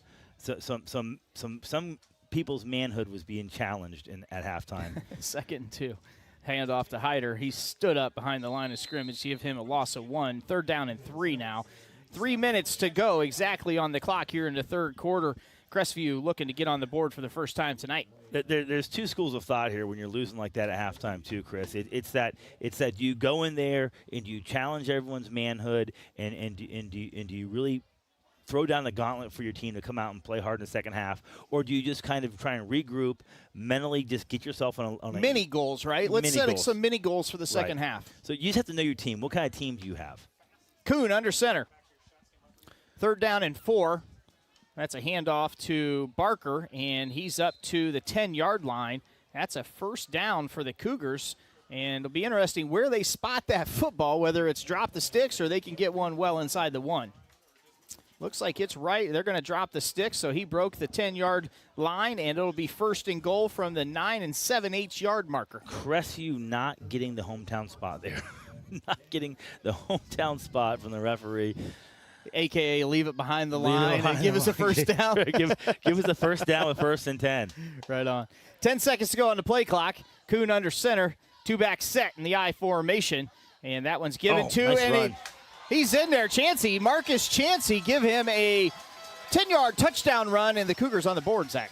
Chancey looked like he was stood up a little bit there at the line of scrimmage and just kind of kept his feet moving and just found a way to squirt out and get in the end zone. Right here, first man through, Chancey stood up a little bit, keeps his feet moving, and finds the end zone. Wonderful job by Coach Haverdale's squad here to come out, get a stop, Zach, in the first half, or the second half, the first possession of the second half, but then march it all the way down there and put some points on the board. With a balanced attack, they did it running and passing, and at the beginning of the game, I said that's what they'll need to score, a balanced attack. Hyder on for the PAT, and no bueno. 42-6. Partially blocked at the line of scrimmage. We'll take a break. Stay with us, folks. We are live and free on OH.Report.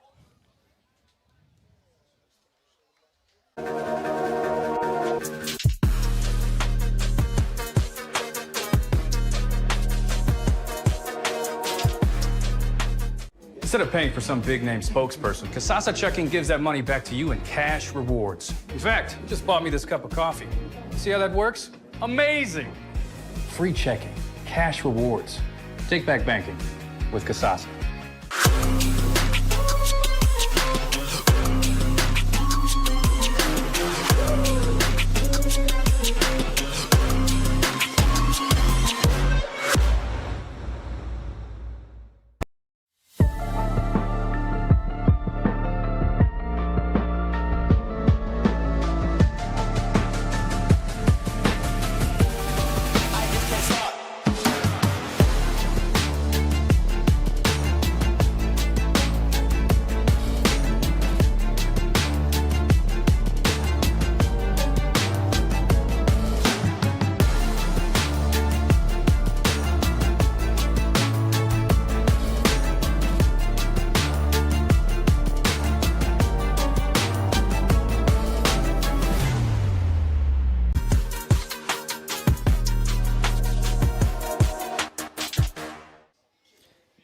Ball teed up.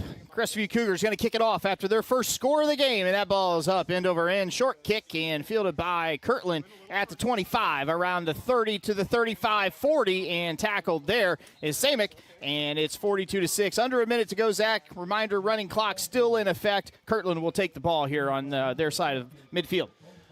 Well, if you're Crestview, once again, let's get another stop. Let's get another stop, get the ball back, try and put another touch on the board, get to feel a little better about this thing. What's your opinion of the running clock in high school football? I think it's fair. I think it's good. A lot of people don't like it, but I do like it. It rewards the team that comes out and jumps all over somebody, you know. And wouldn't you think it's fair to say that OHSA is probably trying to guard against injuries if you get it to these big lopsided games? Maybe, but it's the fairest thing to do for the winning team. It helps the winning team more than the losing team. Misdirection. Max Paul hands off to Xander Perko. You know, Chris, it's football. Injuries will happen. You can't be afraid to be injured. You have to go out and play with a certain reckless abandon, and injuries happen. If it happens, it happens. Look, injuries happen in track too, right? You know, it doesn't matter what sport it is.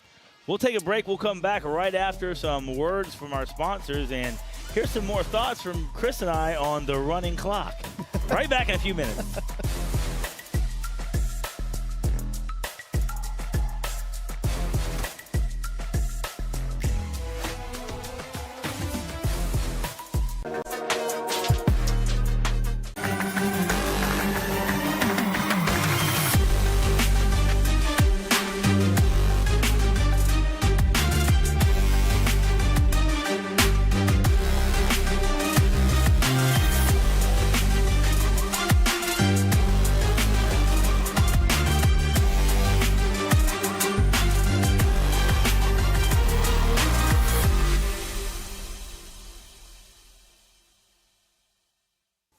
Take a look at all the action from Friday Night Football right here in North Central Ohio with great analysis, highlights, coach interviews, and so much more every single Friday night right here on the OH.Report.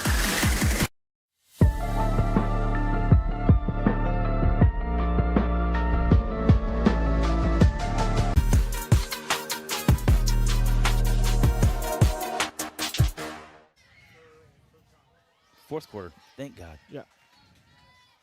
Kirtland's football, right? Yes. 42-6 back here at Scott Bailey Memorial Field at Crestview High School. Under 12 minutes to go. Running clock 42-6. Kirtland, Zack over Crestview, and Kirtland's football here to start the fourth quarter. If you're Crestview, you probably have time for one more stop and one more possession with the running clock. So really need to get a stop here and get the ball back, try and work some offense. Kirtland going to keep the ball on the ground, one would suspect. I don't think we're going to see too much air under that football here as we finish out the fourth quarter. I don't know. I don't know. Don't be surprised to see Kirtland come out in that triple option and throw that pass to that streaking tight end. They've hit that a couple times.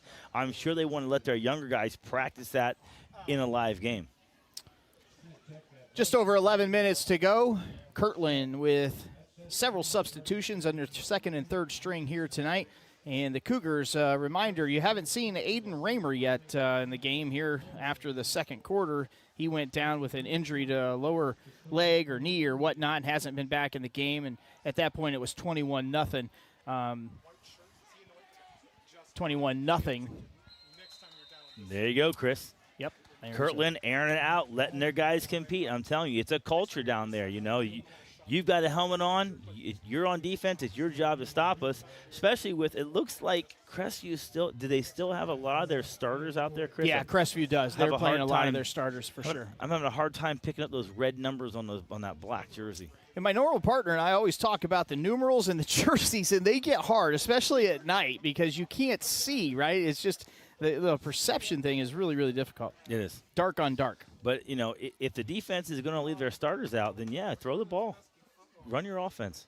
Kirtland up the middle, gain of 3 or so, bringing up 2nd down and 7. And looking ahead to Kirtland. I'm going to get slapped here by some of the Kirtland faithful. Yeah. Perry and Kirtland next week, as we highlighted. And then week 4, they host Independence and then travel to Cuyahoga Heights, host Fairview at Berkshire, host Chagrin Falls at Crestwood, and then follow up with Cardinal at home. Does Ashland play? Cuyahoga Heights this year? Maple Heights. Maple Heights. Maple thank Heights. Yes. Week 5 at Community Stadium. You guys were going to discuss your thoughts on the clock. So. Yeah. Producer Adam wants to get a little further detailed in our dialogue on the running clock. Director. Sorry. AT. All the above. Yeah, the man that makes everything go. So I'm of the opinion that it's great, 1. And 2, I think that OHSA has done it a little bit because of injury prevention. I know you might disagree a little bit with that or have a different take, which is fine. But the reality is, too, I think on the other side of the coin to say, no, we don't want it, is it does take away from some of the second string and third string guys to get Friday night reps. Well, and they have Saturdays. And I've said it before, and I'll say it again. The second string guys have Saturdays. And it's great. I'm not downplaying it. It's great they're getting in the game. It's great they're getting Friday night reps. But, I think the running clock is, having been on a team that's been upset with a lead, I like the running clock. It kind of feels like the tech fall rule in wrestling or the pin in wrestling. It's what it feels a little bit like, and which I do enjoy a good tech fall. I've heard. 4th down here, Chris. I got a big question for you. I know this isn't about me and you, but have you been tech falled more frequently or given more tech falls out? Depend. So we go in college. We go. No. Okay. 12th grade and younger, more tech falls. Freshman year in college over. Well, that's more the 50-50 category. I'm going to protect my buddy. 4th and 2, and Crestview jumps off sides, but they don't throw the flag. 4th and 2 for Kirtland here. 42-6, 8 minutes to go, and a little pitch out left to Perko, and Perko gets it up there. No, excuse me, that is not Perko. My formation is a little off this evening. Nate Chucko gets that. Perko, Chucko. I tell you what, they're buddies. Number 5, Xander Perko. He is not done competing tonight. I'm going to let you watch Xander Perko right here on the block. Turns his man. Oh, he's just off camera. Pancakes his man. Off camera there. Xander Perko not stopping competing tonight. That's a sophomore as well. Ooh, he finished that block blindside style. 7:30 to go. 1st and 10 for the Hornets from the 37-yard line. Max Paul still under center. Back in a wing T formation. Or double tights. I'm sorry, this is double tights. Handoff up the center there and tackled for no gain. That'll bring up 2nd down and 10. Somebody missed a block. Someone's going to hear about this at film session. From a coach's perspective, Zach, you put 42 on the board. What do you say to nitpick if you're Coach Laverde and staff to say, hey, what do we do on the bus ride home to pick out little points to where we can get better? Well, on the bus ride home, you sleep. If I'm Coach Laverde, I'm like, all right, guys, put the ears on, play some music, take a nap. We'll talk about the little things we need to fix moving forward. But Saturday, I think the way Coach Laverde coaches, he'll find some things to coach up here, right? He's going to find some things to point out that these guys didn't do that they're going to need to do in week 11, in 12, and 13. And week 3. No doubt, week 3. No doubt, week 3 as well. 3rd down and 10 from the 32. Just over 6 minutes to go here in the 4th quarter. 42-6, Kirtland leads Crestview. Max Paul, backup quarterback, getting most of the snaps here since Jake Laverde went out basically halfway through the 2nd quarter. Single back set and a pitch out to the right side. Perko tripped up and gets a couple yards. Looks like it'll be 4th down and 7. Kind of in no man's land. You're probably going to go for it. Oh, you're definitely going for it.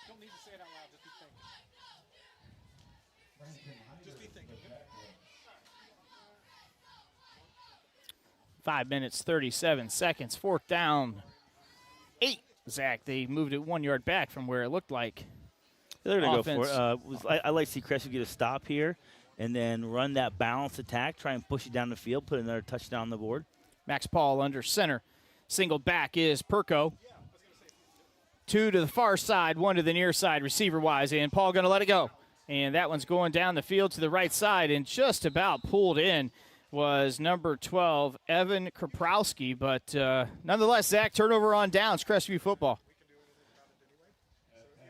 Good no call by the referee here. You're allowed to face guard in high school football as long as you don't make contact. You can face guard, and the Crestview defensive back did a great job. There's a little distance created. He closed the gap, kept his eye on the receiver. When the receiver put his hands up in the air, he jumped up to block the ball. Nice play by the Crestview defensive back. Crestview takes over 1st and 10 from their 30-yard line. Let's see if the Cougars can put another touchdown on the board before the clock runs out on this game. And just on that last play, I've heard you say a dime a dozen times. That ball is equally mine if I'm on defense. That ball is free game when it's in the air. Well, free game, but he was beat. The defensive back was beat. So when you're beat like that, you don't even bother looking for the football, right? You're just closing the gap and face guarding and keeping him from getting a first down. Or a flag, frankly. Or you a flag. want to be looking at the ball, right? Yeah. Well, at that point, it's 15 yards in high school, right? Yeah. So if I'm beat at that point, I'm tackling you. I'm face guarding at least. Yeah. Right? And I'm hoping the referee keeps his flag in his pocket. Yeah. 2nd down and 10 for the Cougars. But like I said, you can face guard as long as you don't make contact. Yeah. A lot of people don't realize that. Aiden Raymer, if you're just joining, out of the contest starting the 2nd quarter. He's down there on the sideline cheering his teammates on, and that ball is slung from Kuhn. Nice execution. Off to Nolan Moore for a nice gainer here on 3rd down. We got 3rd manageable. Oh, Nolan Moore down. Nolan Moore down. I think that might be a cramp, Zach. The way he's holding that leg, it looks like a cramp. They're stretching it out like a cramp. Yeah, that's what it was. Fortunately, that's the best injury to have, right? Well, yeah, and I don't know if there's a good injury, but that's, you right. know, there's hurt. There's the old coach talk. Are you hurt or are you injured? Right? I think that's a hurt. What was Dick Buckus all those games? Injured that played. Dick Buckus never got injured. All right, listen. With crooked fingers and half-mangled hands. And They don't make him tougher than Dick. They never made him tougher than Dick Buckus, all right? Yeah, Just that guy's never a did. legend. Two-way starter at Illinois. Yeah, he's a two-way legend. starter. Legend. 3rd and 2. Big play here for the Cougars. 1st down is in hand, and Here goes Hyder again. Out of the right side. Hyder's got some speed. He's at the 30, the 20, 5 to 20, and tackled at the 16. Heck of a play there for Hyder and the Cougars, showing life here late in the game. 3 minutes to go. I like how Hyder finishes the run, right? Squares up on the defensive back and trades a little paint going down the sideline. Here we go. If you're a young kid, here's how it's done. Get to the hash, get to the sideline, square up the defensive back, boom, trade some paint. If you want to tackle me, you're going to feel a little bit. That's my partner, John Madden, with an emphatic boom. They're trading paint. Cougars off to the left side, number 27, Chansey. Chansey with a touchdown on the last gain. drive. Hyder coming out now. Hyder getting a quick break, and congratulations from his coaches. We got a potential, Zach, where a clock could stop here. As you know, 42-6, we punch it in. Gets it back to 30. Hey, if extra points, 29. Yeah, I hadn't gotten that far. My math had not gotten that far, but that's something if you're Crestview, you can hang your hat on, right? Absolutely, that's a win. We came back. Kuhn rolls out to the right. There's a hold by the Kirtland Hornets in the end zone. Flag's not thrown, but that was a lot of jersey pulled by number 12, Evan Kaprowski there on the would-be Cougar receiver. I think he's going back to the sideline. Is Tyson Ringler saying, man, I'm held the whole time. Well, you're always going to get away with being a little what I like to call sticky. I'm a defensive guy, and I like to teach defensive backs, be sticky. Be sticky until the ball's in the air, then play the ball. So if sticky is grabbing a jersey, turning a hip, you can do that kind of stuff. You're going to get away with it until the ball's in the air. Once the ball's in the air, the referee starts looking at you, and you're not going to get away with it as quick. Approaching 60 seconds to go on Thursday Night Football. 42-6 Kirtland, 3rd down and 4, and Kuhn hands it off to Hyder. Hyder up the center there. It's going to be really close for a first down. They're saying stop the clock. No, they're not. They're saying it is a First down at the 6.5, 7 yard line, somewhere in that vicinity. Sticks are dropped. We're at 50 seconds. I'd be showing there's a little sense of urgency here. This clock is running. Try to get some more plays off here. 42 seconds to go now. 1st and goal from the 7 for the Cougars and Kuhn. Kuhn in the gun, and he's looking for Ringler, and Ringler had it, popped it out, had it again, and popped it out. 30 seconds to go. Second down and 7. Second down and goal from the 7. Kuhn throws a nice sharp ball over the middle. I love his velocity on those throws. Yep, timeout by Crestview, trying to get one on the board here with 25 seconds left. We'll keep it here until the timeout's over. No, not going anywhere this late in the game, folks. Big shout out to all our sponsors. Without our sponsors, this wouldn't happen. Simon Construction Services, 89 Homes and Builders, Baker's Pizza, Carothers Pest Control, Home Kitchen Supply, Scout Construction, and Sutton Bank. All those great sponsors help make this broadcast possible on OH.Report, your premier source for live and free high school sports. Thursday Night Football edition. Thursday Night Football. 24 seconds to go. 42-6. Kuhn in the gun, looking for Ringler off to the right side of the end zone, and Ringler decided he had to play defensive back right there instead of offensive receiver there and break that pass play up. Another timeout by Coach Haverdale. Ringler doesn't break that pass play up.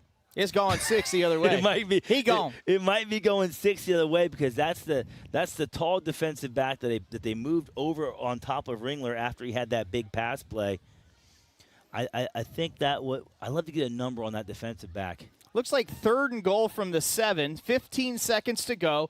Coach Haverdale does have another timeout, so I would suspect if we don't score here, he's going to take it again and try and get some more points on the board. Absolutely. Yep, I certainly would. Hats off to Coach Haverdale for competing all the way to the end. Trying to give you guys something to feel good about. As he talked about with us in pregame, he loves the word compete, and he wants his guys to compete, not only here but in the wrestling department where he's the coach of there too. And what not better example than saying, hey, we may be down by a bunch of points, but we're going to try and fight until the whistle. Ex-wrestling coach turned the programmer over to one Nate Godsey last year. You're right. Kuhn looking for Ringler, and he rolls out left, and he's flushed. He's got to go in a hurry, and he's pushed out of bounds at the 1.5. Coach Haverdale does call timeout with 3 seconds to go. Zach, we're going to get one more play here on Thursday Night Football. Well, I would love to see Kuhn stick his foot in the turf right there and challenge that tackler. And there you can see Aiden Raymer there with a shot from our cameramen. Shout out to our camera guys, Brandon Powell and Justin Wilson, providing you all the shots here tonight on Thursday Night Football. And Raymer's walking around. You can see him there on screen, and I think he's going to be fine. Look, if it was a game in a Firelands Conference for a conference title, he's probably coming back in. But Coach Haverdale is probably the reality saying, hey, let's just be precautionary. Raymer, 1,400 yards last season. I think it was 15 touchdowns. 15 touchdowns. He is integral to their offense, and he plays defense too. Sure. Here we go. Last play of the game. Can the Cougars put one on the board? Here we go. Fourth and goal here. Handoff up the middle to Hyder on the goal line. I think he was stopped. Oh, stuffed. 42-6 is the final here from Scott Bailey Memorial Field on the campus of Crestview High School. The Kirtland Hornets. It was fun to watch, right? It's just an incredible football team. You can see why all the accolades come their way, and they're a really stout bunch. Hats off. I'm going to say it again. I know it kind of second half broken record, but my hat tip is to Coach Haverdale and this Cougars team. They were down huge at half, right? They didn't let Kirtland score in the second half, mind you. And they come out and put 6 on the board and then just about got one there again. Won the second half. They won the second half. And as you said, hats off to them because not only do they bring in the defending state champ, 7-time state champion Kirtland Hornets, they do it on 3 days. 3 days preparation. Thursday Night Football. They just played Friday. They had Monday, Tuesday, and Wednesday to get ready for Kirtland, who runs a wing tee, a triple option, and an attacking style defense. Oh, and they've been running it since second grade. I'm Kris Mowery. That's Zack Truax. You're listening and watching on the OH.Report, live and free. We'll be right back at the pregame show or postgame show right after this.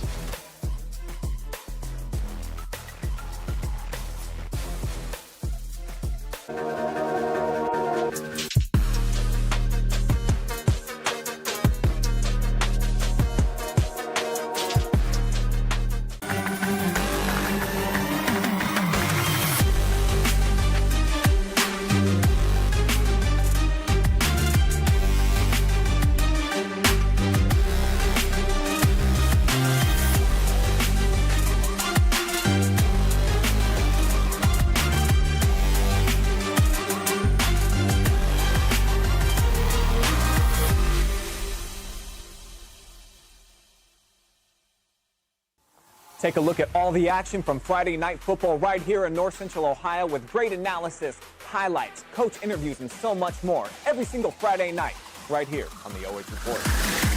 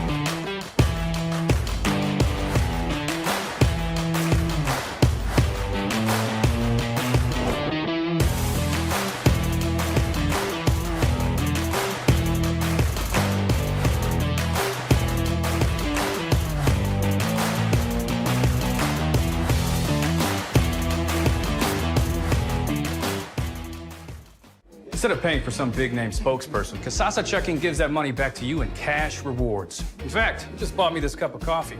See how that works? Amazing! Free checking, cash rewards. Take back banking with Kasasa.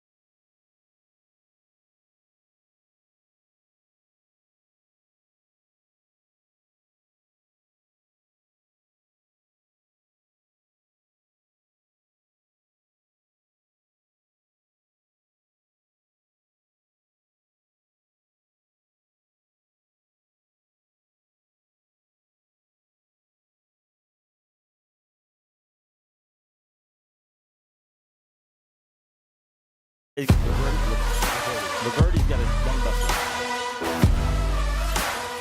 Welcome back, folks, to OH.Report, live and free. I'm here with your MVP, the Baker's Pizza MVP, Jake Laverty of Kirtland. Jake, you did it a little bit every way tonight. You had, let me just grab the stats right here. You went 3 for 4 for 43 yards and 2 TDs through the air. 6 rushes, 240 yards. It's a lot of yards per rush. 3 TDs. And as I'm watching you guys play, I noticed you come out in a wing tee sometimes. I noticed you come out in a triple option sometimes. How does your coach, your dad, Tiger Laverty, how does he prepare your team? What's the process there in learning both those offenses and executing them so well? Yeah, so we've been running these offenses like my whole life through youth and stuff. And the start of camp, we just take it slow. Like, we try to master each thing. Because a lot of teams come out here and they just run a bunch of different offenses, and they're like not great at any of them. So we try to get great at everything we do. So we really rep it out and practice and stuff.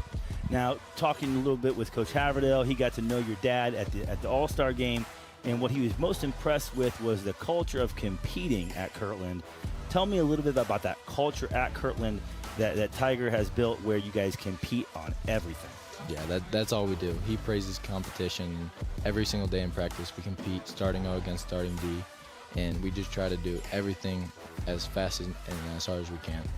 And when you've had 2 running clock games now, both those games are pretty much in hand after the first half. Mm-hmm. So what goes on the sidelines for the starters when you see the younger guys come in? What's happening on the sidelines? Yeah, we love when the younger guys go in because it just gets them ready for when they're up for Friday night.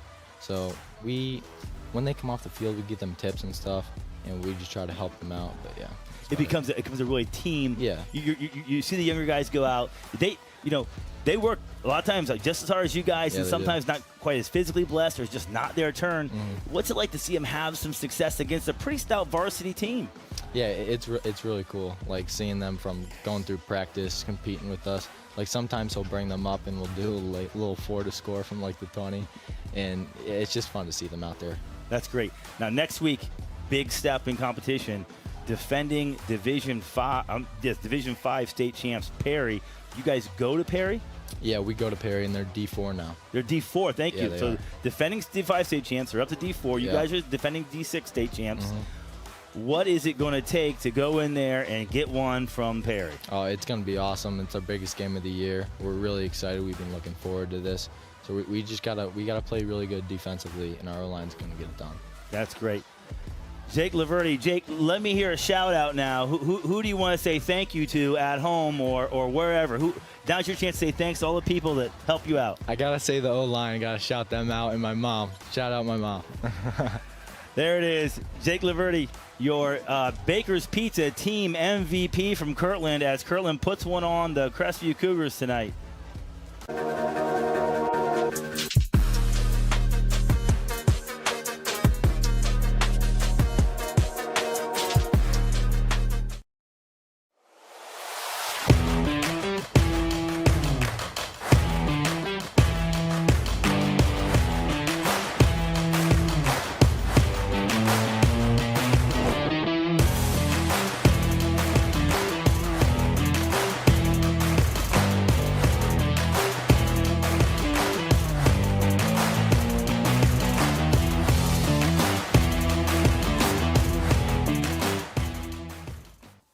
Take a look at all the action from Friday Night Football right here in North Central Ohio with great analysis, highlights, coach interviews, and so much more every single Friday night right here on the OH.Report.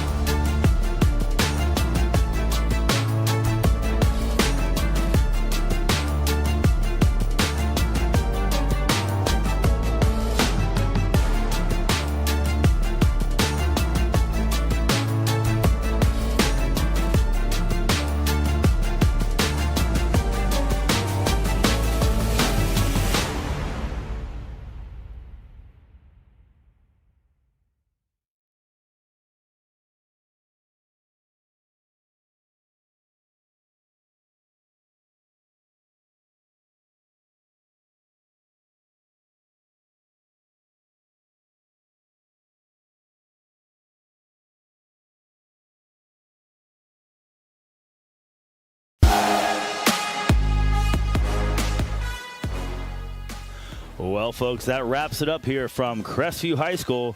This is your 89 Homes and Builders post-game show. Your Kirtland Hornets 42, Crestview Cougars 6. Kirtland turns in an impressive 288 yards rushing to follow up their 341 from last week to Crestview's 115. Crestview was negative rushing yards coming out of the first half. So Branson Hyder really doing a good job. The bell cow in the second half, picking up 115 plus rushing yards along with his running mate there. And passing yards 125 for Kirtland. Very effective passing. They're very opportunistic passers. They run that wing tee. They run the triple option. They fake up the middle. They get you looking in the backfield and go over your head. Wide open receivers to Crestview 68. Tyson Ringler, the receiver on most of those 68 passing yards, looked really impressive in 50-50 balls and going on a deep route. Total yards 413 to Crestview's 138. First downs at Kirtland's 12 to Crestview's 8. That's a weird stat right there because, you know, the first downs isn't nearly as lopsided as the score is because Kirtland had so many big plays and they got also short fields and a touchdown off a turnover. Penalties 4 for 40 on Kirtland. If there's something that Crestview can be proud of, 0 penalties, 0 yards, played a clean game, folks. That's your final stats. Stick tomorrow night at 11:30-ish. The 11:30-ish Friday night pigskin on OH.Report. Folks, we will have 7 live streams going tomorrow. We'll have highlights from all those games in this one. I've said it once, I'll say it 100 times. OH.Report is your premier source for high school sports. So check out a live stream tomorrow. We'll have a bunch of games going, and then tune in to OH.Report at 11:30-ish. A little bit past 11:30, sometimes a little closer to midnight, and we'll have highlights and stats from all the games, catch up with all your favorite teams, more important, catch up with the teams you don't like, see who you play next. It's a great source. I had Justin Wilson with us on camera, Richard Sturry on stats, Adam Thompson, AT makes everything go. Special thanks out to my play-by-play man tonight, Kris Mowery. This is Zack Truax on OH.Report, live and free. Have a great Thursday night, folks. Have a great Friday. Talk to you next week.